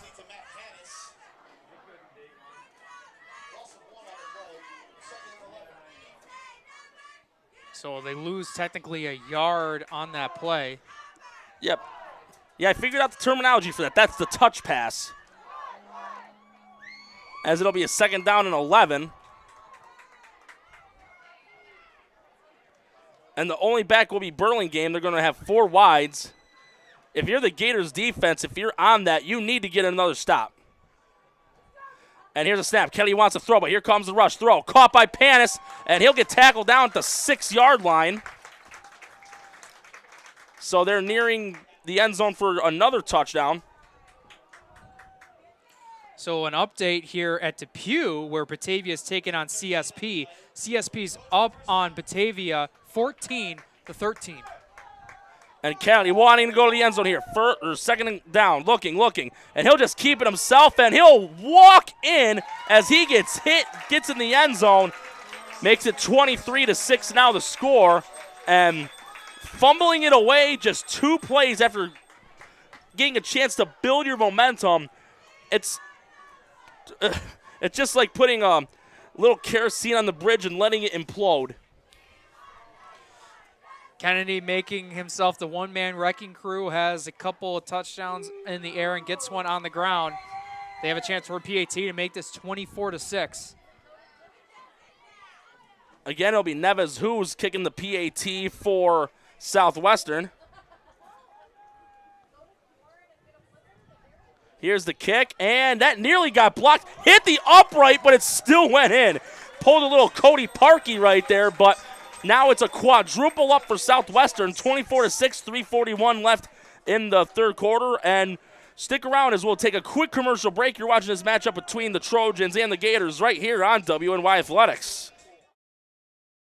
At Cairo First Wellness, your health and well-being is our passion. Let us take care of you and your family like one of our own. Cairo First Wellness Center is dedicated to providing patients long-term relief and teaching them how to continue taking care of themselves. With a blend of different techniques, services, and personalized treatment plans, we'll help you find wellness in a way that's right for you. Between chiropractic care, spinal decompression, nutritional counseling, massage therapy, custom orthotics, and more, your relief is in our hands.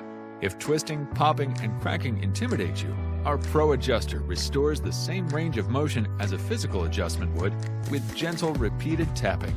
Dr. Mo at Cairo First has been taking care of my back needs for the past 4 years. His staff treats you like family. I've had the traction, I've had the massage done, and every time leave here feeling fresh and brand new. Cairo First Wellness Center. Your health and well-being, our passion. And we're about to resume action here between the Southwestern Trojans and Alleghany-Limestone Gators. And this time it looks like they do got a hands team out there as in the Gators, because every kickoff has been an onside attempt by Southwestern. And with them being up 24-6, I would just boot this deep. You don't want to be doing that too much, onside the kick. But let's see what they do here. Here comes the kick. And it's another onside kick. And looks like the Gators fell on it, and they did. So they'll be at their own 49-yard line. It got recovered there by Jake Herbert. I don't want to sound like a basher or a stickler, but I don't know why you're doing that when you're up by 18 points. That kind of throws me off. But it's going to be a 1st and 10 for the Gators at their own 49-yard line, and they're going to have excellent field position here. And the Gators break the huddle. Got to get another touchdown here, and this time they will be in the pistol formation. I say you got to throw it a couple times, as they do have a trip stack on the right side and one receiver to the left. And here's a snap, and it's going to be another give to Edwards Hardy, and again, stopped at the line of scrimmage. Panis, one of the guys to bring him down, and another one to get the tackle was Dante Hoos. So it'll be a gain of 1 yard, 2nd down and 9, and besides its big run to start the second half and his touchdown run, Southwestern, they've just been absolutely flawless shutting down Edwards Hardy. He's one of the top runners on Alleghany-Limestone. Yeah, no doubt, and that's been just due to the nice front presence up front, including Devontae Hoos, who was a Trench Trophy nominee earlier this season. He's been a phenomenal guy up front, along with a couple of the other players there. They've done a good job stopping Hardy.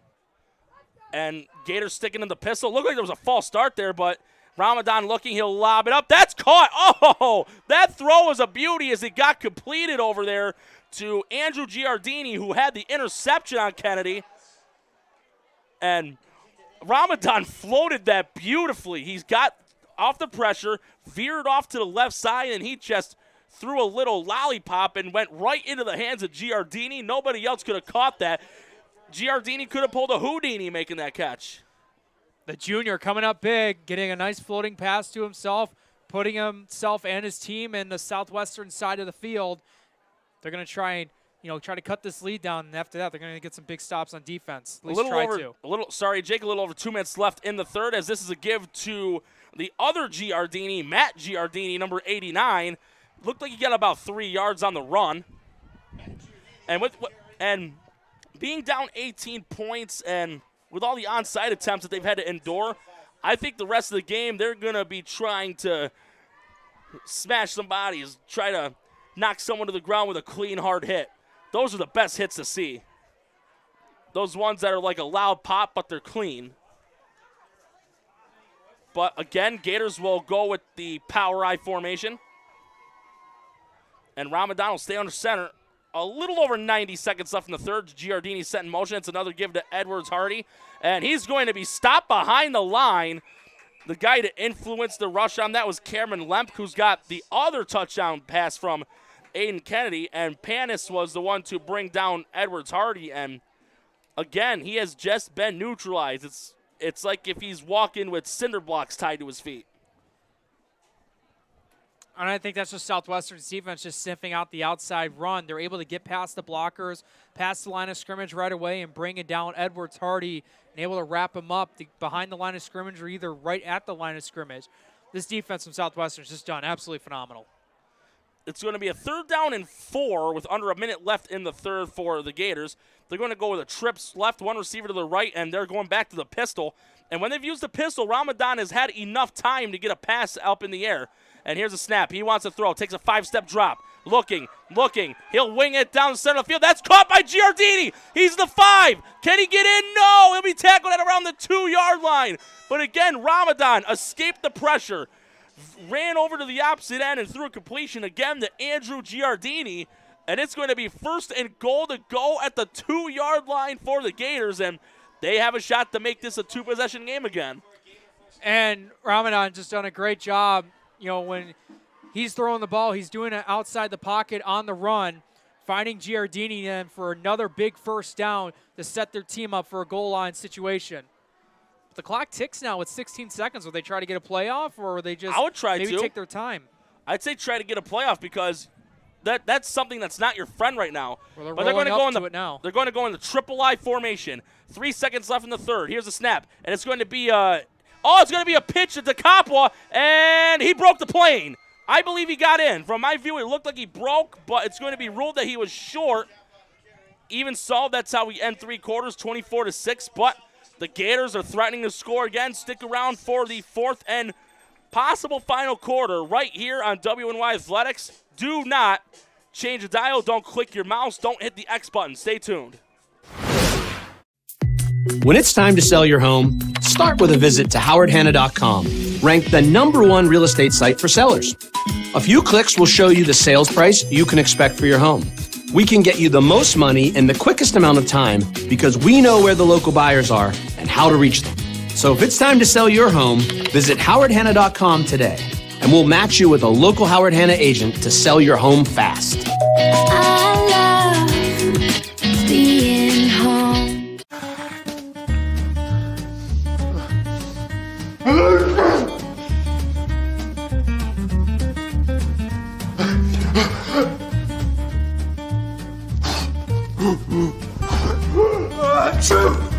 Avoiding care can lead to worse problems. Don't delay care. We're here for you. Western New York Immediate Care provides quick, quality care for non-emergent injuries and illnesses. Go to WNYImmediatecare.com for more information. And we're about to start the 4th and final frame here at Charles A. Lawson Field, Southwestern High School in Jamestown, New York. The Alleghany-Limestone Gators down 24-6, but they are threatening to score. Decapua got a pitch to him. Looked like he did break the goal line, but was ruled short. The referees have the better view, while we've got the best spot in the house, the press box, one of the best. But here we go. It's going to be a power I formation, 2nd and goal at the 6-inch line. Ramadan takes a snap, and he will sneak it in, and he gets in for a touchdown. Makes it 24-12, 11:58 left in regulation. And if you're the Gators, it's still fairly early for the Gators to panic. There's still plenty of time. If your defense can get a couple of stops and get some more points on the board, you can tie this game possibly, but the Gators are going to stay on the field, it looks like, for a 2-point conversion. So here's an interesting thing right now. I know they're down by 12 right now. Let's talk about a game that they had a couple weeks ago. They were down 8-7 to Portville. They ended up winning that game by kicking a field goal. And what do I see up here with an opportunity? You go for 2, make it 24-14, get a stop, get a touchdown, go for 2, make it 24-22. You have my chance to kick a game-winning field goal for it if you're able to get these next stops for Southwestern. So it'll be a 4-wide set, and Giardini set in motion. Here comes a 2-point conversion try. That is incomplete. And that was intended. It looked like it was intended for number 23. Or no, it wasn't 23. It almost looked like it. Looked like, I'll say number 25, Connor Goody. It was a number in the 20s for sure, but that was a beautifully thrown ball there by Ramadan, and it was right where Goody should have caught it. Yeah, absolutely. Not to talk down, but that's a catchable ball. No, absolutely, and that's just something you just got to make sure you have your hands set perfectly and able to corral it in, and make sure it's hugging against your chest to get that 2-point conversion, because those 2 points are extremely crucial. But obviously now, if you're Alleghany-Limestone, we've seen plenty of the onside kicks from Southwestern side. Yes. Alleghany-Limestone did that to start off the second half. You got to expect this to be happening because they don't have a lot of time left. Even though there's 11:58 remaining in this game, Southwestern can kill clock when they're up by a good amount, and they are. So Alleghany-Limestone, they got to get the onside kick and especially recover it. Yes, something has to give. Score 24-12 in favor of Southwestern. 11:58 left in regulation. And honestly, it wouldn't hurt to try another onside kick. You're 1 for 1 on it as a team so far. And coincidentally, the kicker is wearing number 11. That is Anthony DeCapua, as he'll prepare to boot the ball. His last kickoff, he kicked it out of the end zone for a touchback. But here comes the kick. And he's going to kick this deep again. And Panis, the deep man, that'll roll at the 15, and that's not good. Kickoff out of bounds, and it's going to be at the 40-yard line to start for Southwestern. This is going to be great field position. So it'll be 1st and 10 for Southwestern, and I'm kind of surprised why they didn't try the onside kick, because Southwestern's had an answer the last time the Gators scored, and they could end up getting one with this one because the Trojans are just as good at responding to a counterattack. They are, and I think in this terms it was for field position technically, because if you don't get the onside kick, it's more than likely Southwestern starting that ball very close in their own territory. But this kick goes out of bounds, it gives them a penalty, and then pushes Southwestern right to the 35. So regardless, Trojans are going to have phenomenal field position, but this is where the defense needs to step up. And they'll give it to Jamison Walsh, and he'll edge away from one defender, crosses midfield. Could he go all the way? No, tackle at the 25-yard line, a gain of 40 yards on the run, and not a good start for the Gators defense after just getting that touchdown to cut the deficit to 12. This is why you've seen that play happen very successfully for Jamison Welsh and Southwestern. They've gotten a good chunk of yards from it. So why is that being disguised at times? It's the mix of plays, the mix of passing and scrambling ability from Aiden Kennedy, where they always forget you got to watch out for Walsh as well. And that time, Walsh burned them. And now Burlingame's going to be the back. Low snap, but Kennedy fields it, looking to throw. He'll shoot it to the center of the field, caught by Panis, and he'll be dragged down at around the 3-yard line. So 2 plays, and it's going to be 1st and goal. Can't ask for anything more for Southwestern. Wow. This has just been dominant. The most dominant drive and quickest drive they've had so far. So it's going to be a 1st down and goal to go, and it'll be at around the 3-yard line. I'm thinking this might be a naked bootleg. It could be something for Kennedy, or give that ball to Walsh. He's had a great night.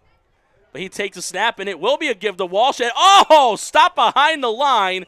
And the guy with the tackle for the Gators, that was Devin Bish, number 47. Devin Bish, the sophomore. He's had a known presence in this game. He does it again, able to wrap up Walsh and bring him down. He's 2nd and goal, but they got 6 yards to go for the end zone.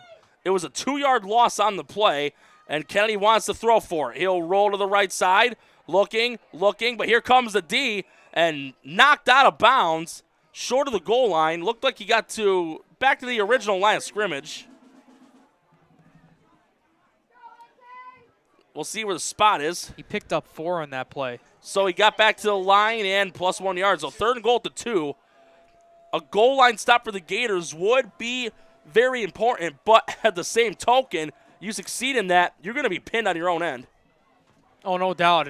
No, this can almost be a win-win for Southwestern. They don't get it. Okay, you're up by 12. You just killed clock. Now you're telling Alleghany-Limestone to go down, but that's if Alleghany-Limestone stops them here.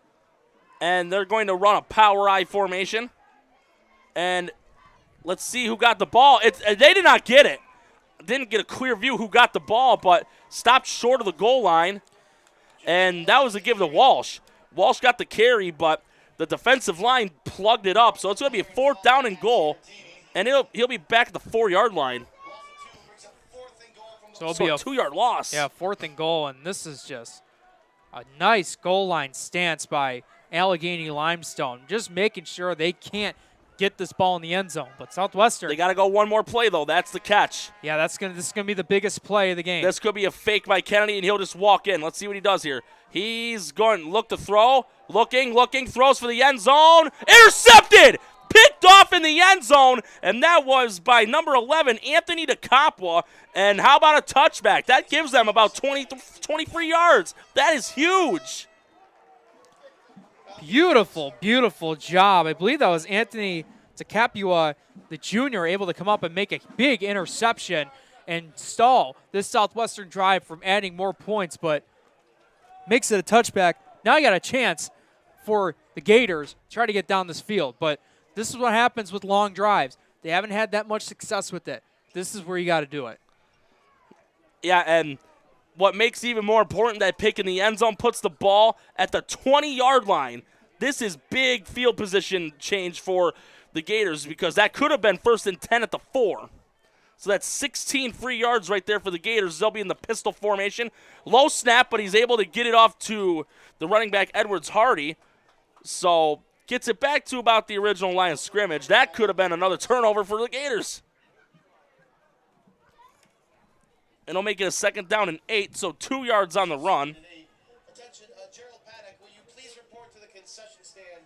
Gerald Paddock, please report to the concession stand. And the Gators are in the huddle, and they break it.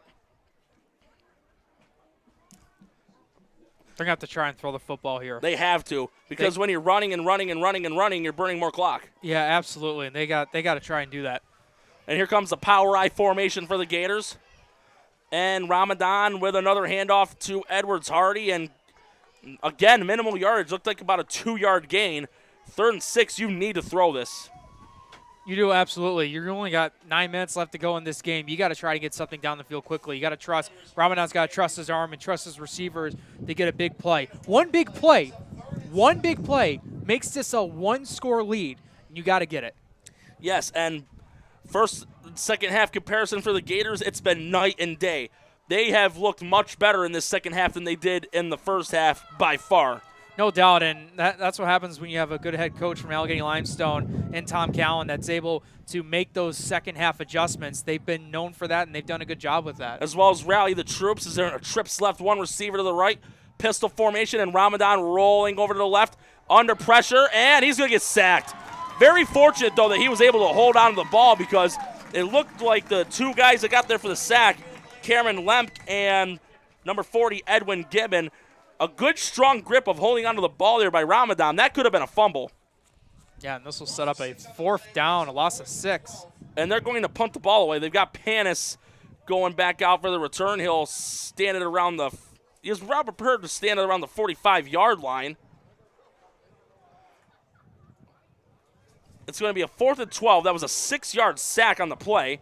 7:50 left in regulation as Edwards Hardy will punt the ball as Kennedy and Panis are the 2 deep men. Kennedy at around the 41, Panis at the 45. Here comes the kick. Oh, that's a beauty. Panis fields at the 46-yard line. Finds the space of the 40. And he breaks away from run tackle, but he gets to about the 35. One of the guys to bring him down was Andrew Giardini. An 11-yard punt return, so Southwestern with excellent field position. But the Gators defense, they got the job done last time, but the offense just sputtered on their last drive. 3 and out. That's what resulted in after that end zone pick.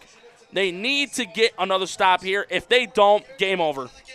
It could definitely be the dagger if Southwestern, gets a touchdown or even a field goal, because that at least makes it a 15-point game, and you're adding, Alleghany-Limestone to try to get 3 more drives to get points on the board. 1st and 10, 35. Kennedy wants to go to the air. He's looking. He'll throw it up to the end zone for Panis. Caught! No drop. Incomplete. Panis had it in his hands, and I think when he looked at the goal line, he dropped it. It's going to be a 2nd down and 10. Thankfully, there was no Jumbotron, and he couldn't have pulled a Lima Swede. Look at the scoreboard as you're trying to catch the ball, and then just let it drop. What is the common mistake wide receivers do when they try to catch a ball? They try to run downfield before they secure it. Run downfield, and you turn your head. You cannot turn your head before the ball's in your hands. When that happens, you're more likely to drop it, and that's what happened on that play. And he was all alone. He burnt his corner by a good 5 yards. But second down and 10 to 35. Trips right. One receiver to the left, and Walsh to single back. 7:25 left in regulation. Can the Gators get another stop? They were able to the last time. Oh, bad snap, but Kennedy picks it up. Rolls to the right, looks. He'll wing it to the end zone for Panis. And this time he makes the catch. How about a sequel? Why not? Not kind of like the Buffalo Bills in the Super Bowl, but they get the touchdown pass. You might as well get the stamp, put it on your passport. That's the exclamation point. That's the dagger. Here's your sign. 30-12, 7:16 left in the fourth. I just like how Panis dropped the first ball. They go into the huddle, and Kennedy's like, hey, we're going to do that again. Because you were open, we're going to do that again. And, this time he's in the far back of the end zone, had to tiptoe a little bit, but this time Panis did not drop the ball. He corralled it in, and it led to a big touchdown. And what a nice thrown ball by Kennedy, too. Oh, that was a beauty. He's just been magnificent throwing the ball tonight. And they're going to go for 2 here to make this a 20-point game. 30-12, and that was Panis' second touchdown catch of the game. Kennedy's fourth total touchdown of the night, third throwing, and Kennedy will roll to the right, looking, and he will. Oh, no, he was short of the goal line, so the Gators able to take away a little bit of that momentum with the touchdown, but even so, this game is most likely over, even though there's 7:16 left in the fourth quarter. But if you're the Gators, keep the hands team about 10 yards from the kicker, because every kickoff has been onside, onside, onside, and onside, kind of like David Akers when he was at the Philadelphia Eagles. And with that, we're going to take a quick commercial break. 7:16 left in regulation. 30-12 the score in favor of Southwestern. Stick around. At Cairo First Wellness, your health and well-being is our passion. Let us take care of you and your family like one of our own. Cairo First Wellness Center is dedicated to providing patients long-term relief and teaching them how to continue taking care of themselves. With a blend of different techniques, services, and personalized treatment plans, we'll help you find wellness in a way that's right for you. Between chiropractic care, spinal decompression, nutritional counseling, massage therapy, custom orthotics, and more, your relief is in our hands. If twisting, popping, and cracking intimidate you, our Pro Adjuster restores the same range of motion as a physical adjustment would with gentle, repeated tapping. Dr. Mo at Cairo First has been taking care of my back needs for the past 4 years. His staff treats you like family. I've had the traction, I've had the massage done, and every time leave here feeling fresh and brand new. Cairo First Wellness Center. Your health and well-being. Our passion. And we're about to resume action here. 30-12 the score now. Kennedy the Panis. Panis' second touchdown in the game. Third was passing one for Kennedy. And, oh, that kick's a beauty. And that's going to go into the end zone. And that's a touchback. Wow.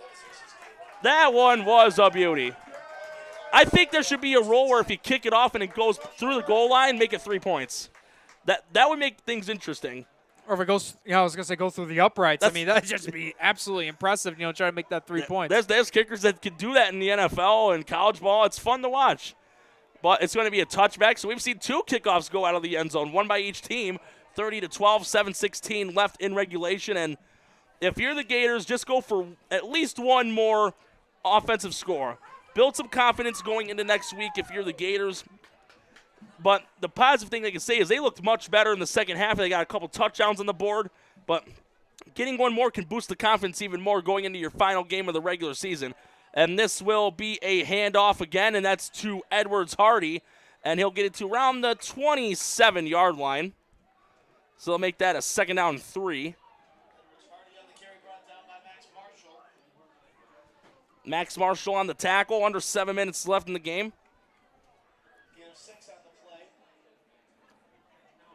Couldn't agree more with what you said, Norm. You got to take the positives that you had from this game and try to make some positives out of this drive to get some points on the board.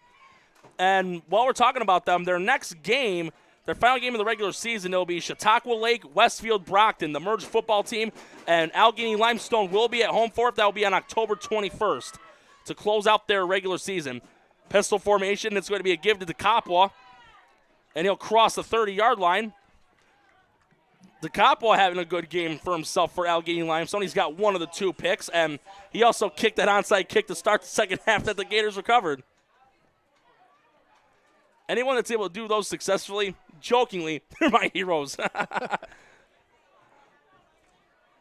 Or some just keep it simple like Youngwei Koo on Thanksgiving, just swings the foot forward, and they recovered 3 straight, though 2 were called back by penalties. But again, the Gators will be in the pistol formation. Under 6 minutes left in the game. And Ramadan wants to throw for it. Here comes the rush. Here's the throw. That's complete. That's caught by Andrew Giardini, and he gets near the 40-yard line. Got tackled around the 38-39. No, excuse me, 34-35. Looked like he picked up maybe 3 yards, and he did. So he's 2nd down and 7. 3 yards forward, beats a big sack. So 2nd down and 7 for the Gators as Edwards Hardy will head to the sideline for a breather. He's had a busy game too. He's got the other of the Gators' 2 touchdowns. And the Gators break the huddles. We hit a little over 5 minutes left in regulation. And here comes the power I formation. Southwestern in the 4-3. Here's the snap, and it's going to be a give to DeCapua once again, and he'll cross the 40 to about the 41. It'll be a 3rd down short on the run for DeCapua. It'll be 3rd and about a yard, I would say.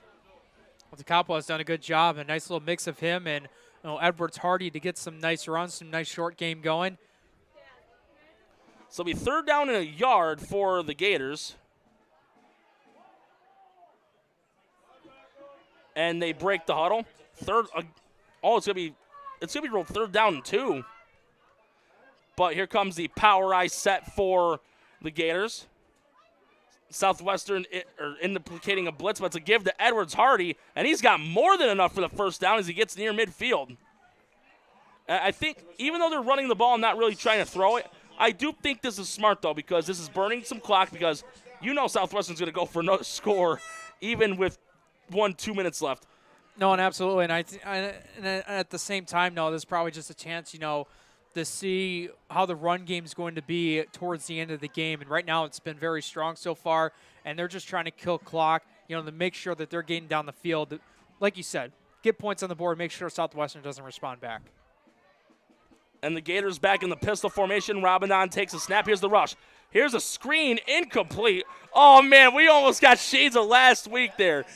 It almost looked like that was going to be picked off by Dante Hughes. We saw something like this at Hamburg last week when they took on Jamestown.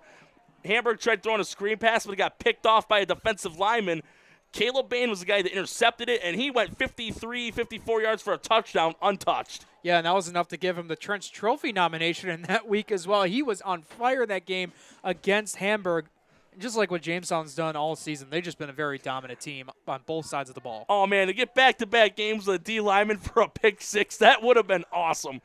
Because they're fun to watch because from watching football, from commentating it, there are linemen that can fly. A lot of them can run fast, but they're going to go in the triple I formation. It's going to be a handoff. And stopped short of midfield. It'll make it a 3rd down and about 8, maybe 9.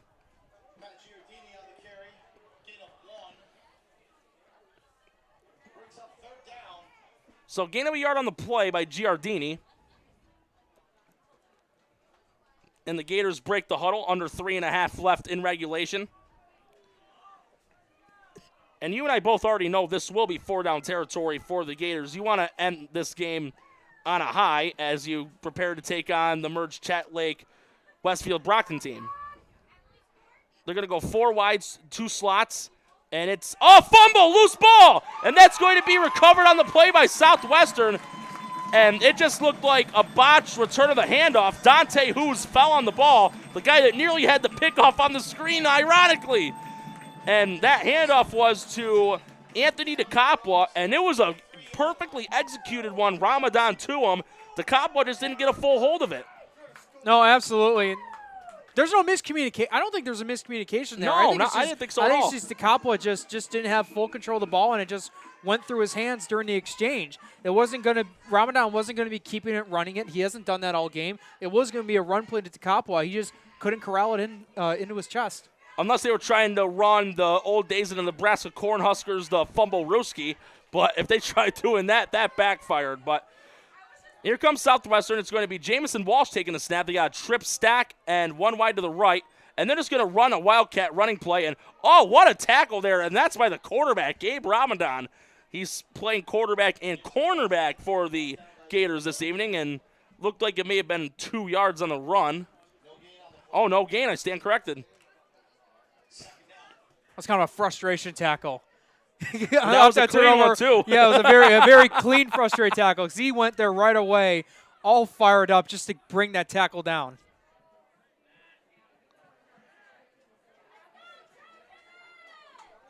So it's going to be a 2nd down and 10, and they're going to go into the shotgun formation here. And Kennedy wants to throw, looking, but here comes the pressure. He's directing traffic. He's going to shoot this one deep and incomplete. And that one was intended for number 8, Jamison Walsh. And flag on the play, that's going to be unnecessary roughness on the Gators, and that was obviously a frustration hit by that defender. Kennedy does a great job directing traffic, but at the same token, I don't know why you're trying to make gambles like that when you've already got the game won. No, it's funny that you don't want anyone getting hurt. You know, it's funny. That's the worst throw he's had all day. Elt was well short. It was not even going to go near his receiver. Oh, it's going to be pass interference on Southwestern. I thought that was going to be unnecessary roughness on the hit on Walsh.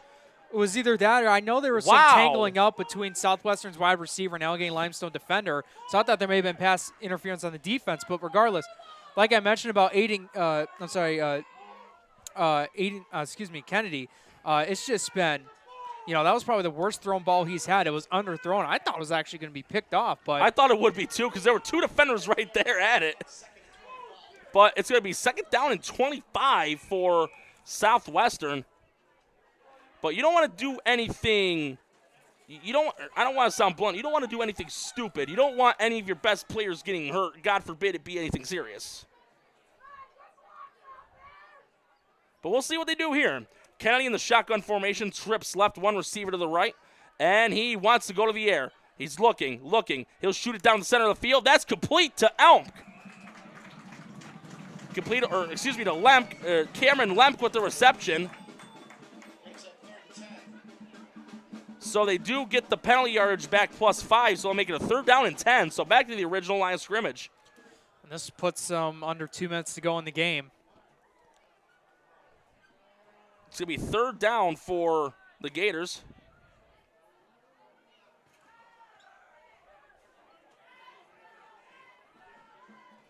So it's going to be, again, a trips left, 1 receiver to the right. Burlingame, the only back, as Kennedy wants to throw. But here comes the rush. And he'll get away from it. He's going to take off and run to the 40. He curves to the side of the field, to 35 to the 30, the 25. Knocked out of bounds inside the 25-yard line. And honestly, I thought Kennedy would try to slide on that. You do want to try to protect yourself. You're up by 18 and under a minute, or a little over a minute left in the ball game. And with that, that'll obviously be the end of the game with that big 1st down. They just keep moving the ball downfield, making sure Alleghany-Limestone won't get any chance for an offensive possession.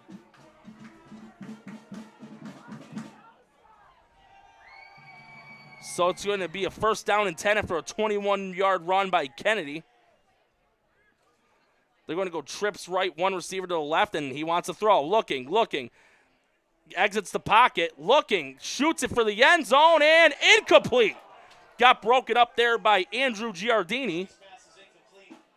He's got one of the 2 interceptions of Kennedy tonight, and if he would not have been there, that would have been an easy touchdown for Cameron Lemk. Not only would that have been his 2nd touchdown catch of the game, that would have been Kennedy's 4th touchdown pass of the night and his 5th one total. So there's a reason why they're staying this aggressive on the offensive side, because once playoffs roll around, when they try to go for a playoff spot, the point differential is very crucial. Yes, it is. And Southwestern's had a couple of times where I believe they've had some close games, so they want to try and make sure they get points so that point differential won't affect them. Pass is caught there by Panis. I do think winning their last 2 regular season home games, though, would also help. Oh, yeah, absolutely. It stinks that they're 3-3, and getting this game and the next game to go 5-3 would definitely help, but you never know. If point differential becomes the main part of it, which it has been for a while, you got to make sure, especially in games like this where, they already won the game, but they're trying to get more points for a playoff spot. And here comes the throw. That one is caught, complete to Jason Nee with a minute left in the game. And Southwestern, they'll be taking on Cassadaga Valley Falconer Maple Grove for their last game of the regular season as the Trojans call a timeout. But once again, Southwestern will be playing Cassadaga Valley Falconer Maple Grove, that merged team, at home.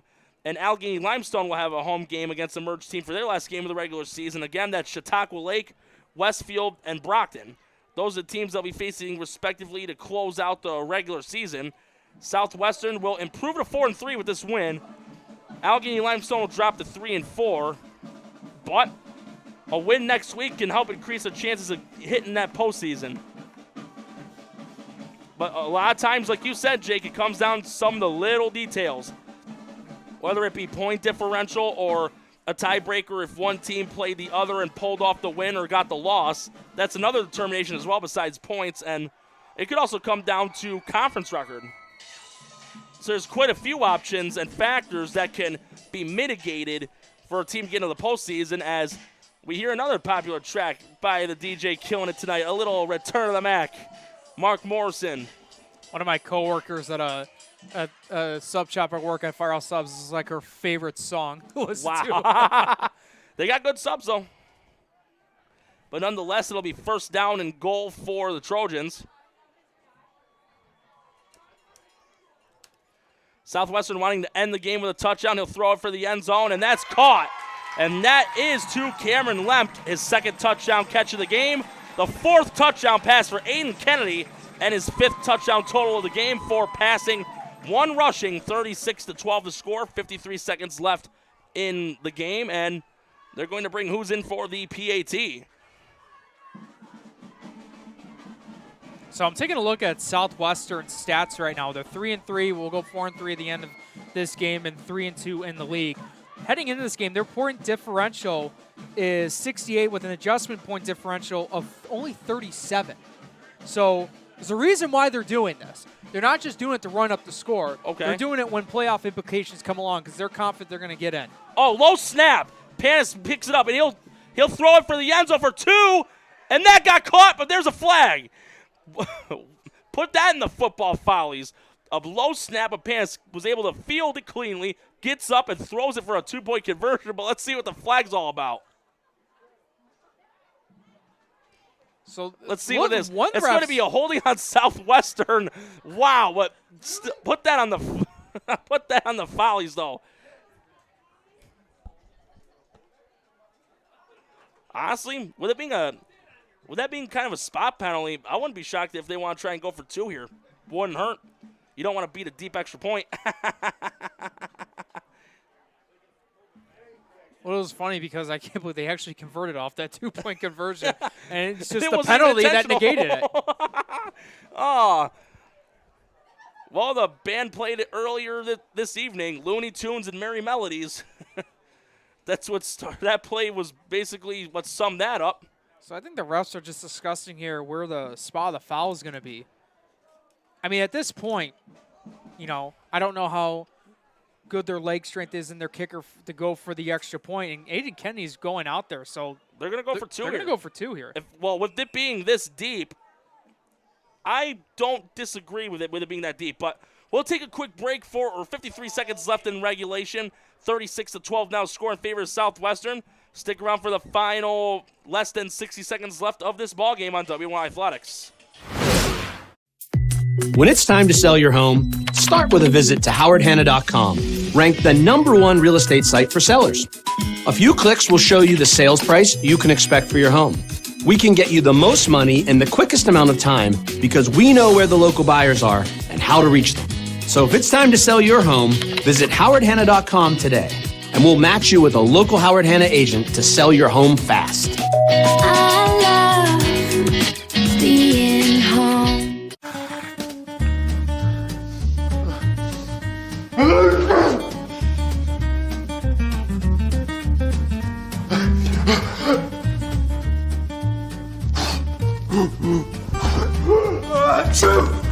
Avoiding care can lead to worse problems. Don't delay care. We're here for you. Western New York Immediate Care provides quick, quality care for non-emergent injuries and illnesses. Go to WNYImmediatecare.com for more information. And with that holding penalty, Southwestern is going to go for 2 at their own 20-yard line. Here's a snap, and here's the 2-point conversion. Kennedy looking, but here comes the rush. Backing up to the 40-yard line, still looking, and wow, he's looking like Fran Tarkenton on the field. And he's just going to shoot up a Hail Mary for the end zone. Oh, incomplete. Lem couldn't hold on to it, and Aiden Kennedy looking like Fran Tarkenton, the mad scrambler going around the field and then going around again.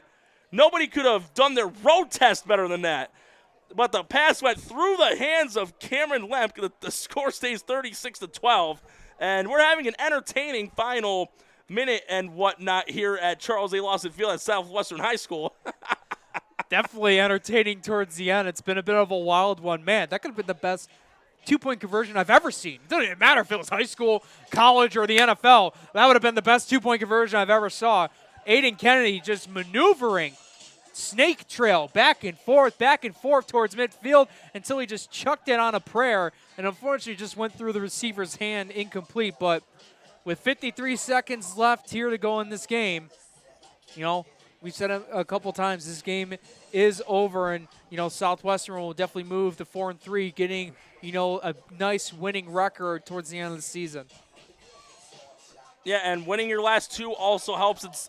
Besides the point differential, once again, Allegany-Limestone, they'll be taking on the merged Chautauqua Lake Westfield Brockton team next week at home. And again, for Southwestern, they'll be back home on October 22nd. They'll be taking on Cassadaga Valley, Falconer, Maple Grove. That'll be their final home game of the regular season. And here comes the toe to the leather by Hoos. He's saying he's ready, and away we go again. And here comes the kick, and through the legs of the returner, DeCapua picks it up at the 15, looking for some space, but he gets tackled at the 19-yard line. And one of the guys to get him was Edwin Gibbon, but wow, that went through his legs worse than Bill Buckner on the ground ball in the 86 World Series. Norm, with all the metaphors, similes that you can think of. Got football, got baseball, got everything here tonight on this broadcast. Got to keep the viewers and listeners interested. That's the one thing I believe in strongly. But let's see what the Gators do here. I'd say try to get a decent drive going, even if it means no points. And with 45 seconds left, I think they'll just, they're going to go power I. This is not the victory formation. They're not going to knee it. They're going to go in the power I formation with Giardini and Edwards Hardy the backs. And here's the give on the counter to Edwards Hardy, and he does get it past the 20, about the 21. Listen, I don't disagree with what you were saying about just trying to get it downfield, get a quick score to make it positive, but I think after all we've seen so far, Alleghany-Limestone just going to accept defeat here, unfortunately, in this bout and just let the clock wind down. But the season's not over yet, though, for the Gators despite this loss. Again, they're taking on Chat Lake, Westfield Brockton, the merged team, for a chance to go at least 500 and salvage a spot in the postseason, and they can still get there, even in spite of this. And in spite of 36-12 being the final score, the Gators, they looked much stronger in the second half than they did in the first. It was just a case of too little, too late. They were able to get some momentum going. They forced a couple interceptions, but one of them, 2 plays later, resulted in a fumble recovered by the Trojans, and then a 3-and-out on the other interception. But they were able to get 12 points on the board. They were able to avoid a shutout and everything like that. 36-12 the final score. And once again, the next games, Allegany-Limestone will be taking on the merged Chautauqua Lake Westfield Brockton team, and Southwestern, they'll be at home against Cassadaga Valley, Falconer, and Maple Grove. So Southwestern improves to 4-3 with the victory, and Allegany-Limestone drops to 3-4 with the loss. And if you're the Gators, keep your head up high. You did everything you could to try and counterattack, but they were just not able to take advantage of the opportunities they were able to reel in defensively. No, they did not. And Southwestern, just from the start of the game to the finish, were just staying who they were, what type of team they were, just being aggressive and dominant throughout the majority of this game, and that was basically what it was. You know, like I mentioned, you had to try and stop Aiden Kennedy. You don't stop him, you're not winning this. You're not going to win the football game, and unfortunately, they weren't able to do that tonight, as Kennedy just had another monstrous evening here on the home turf. And speaking of that, Kennedy finishes with 5 total touchdowns. He threw for 4, 2 each to Cameron Lemke and Matt Panis, and he also ran in for a touchdown, and that is, again, the final score, Southwestern 36 and Allegany-Limestone 12. And on behalf of WNY Athletics and from the 300 Level Media Company, along with Jake Fyock and also our camera guy behind the scenes, Mr. Alex Kolsty, I'm Norm Rodriguez saying you've been watching this matchup between the Southwestern Trojans and Allegany-Limestone Gators right here on WNY Athletics. Until next time. When you're ready to buy a home, start your search at howardhanna.com. You'll be the first to see new listings, find similar properties, and connect with a local Howard Hanna agent. Get started today at howardhanna.com. Being home.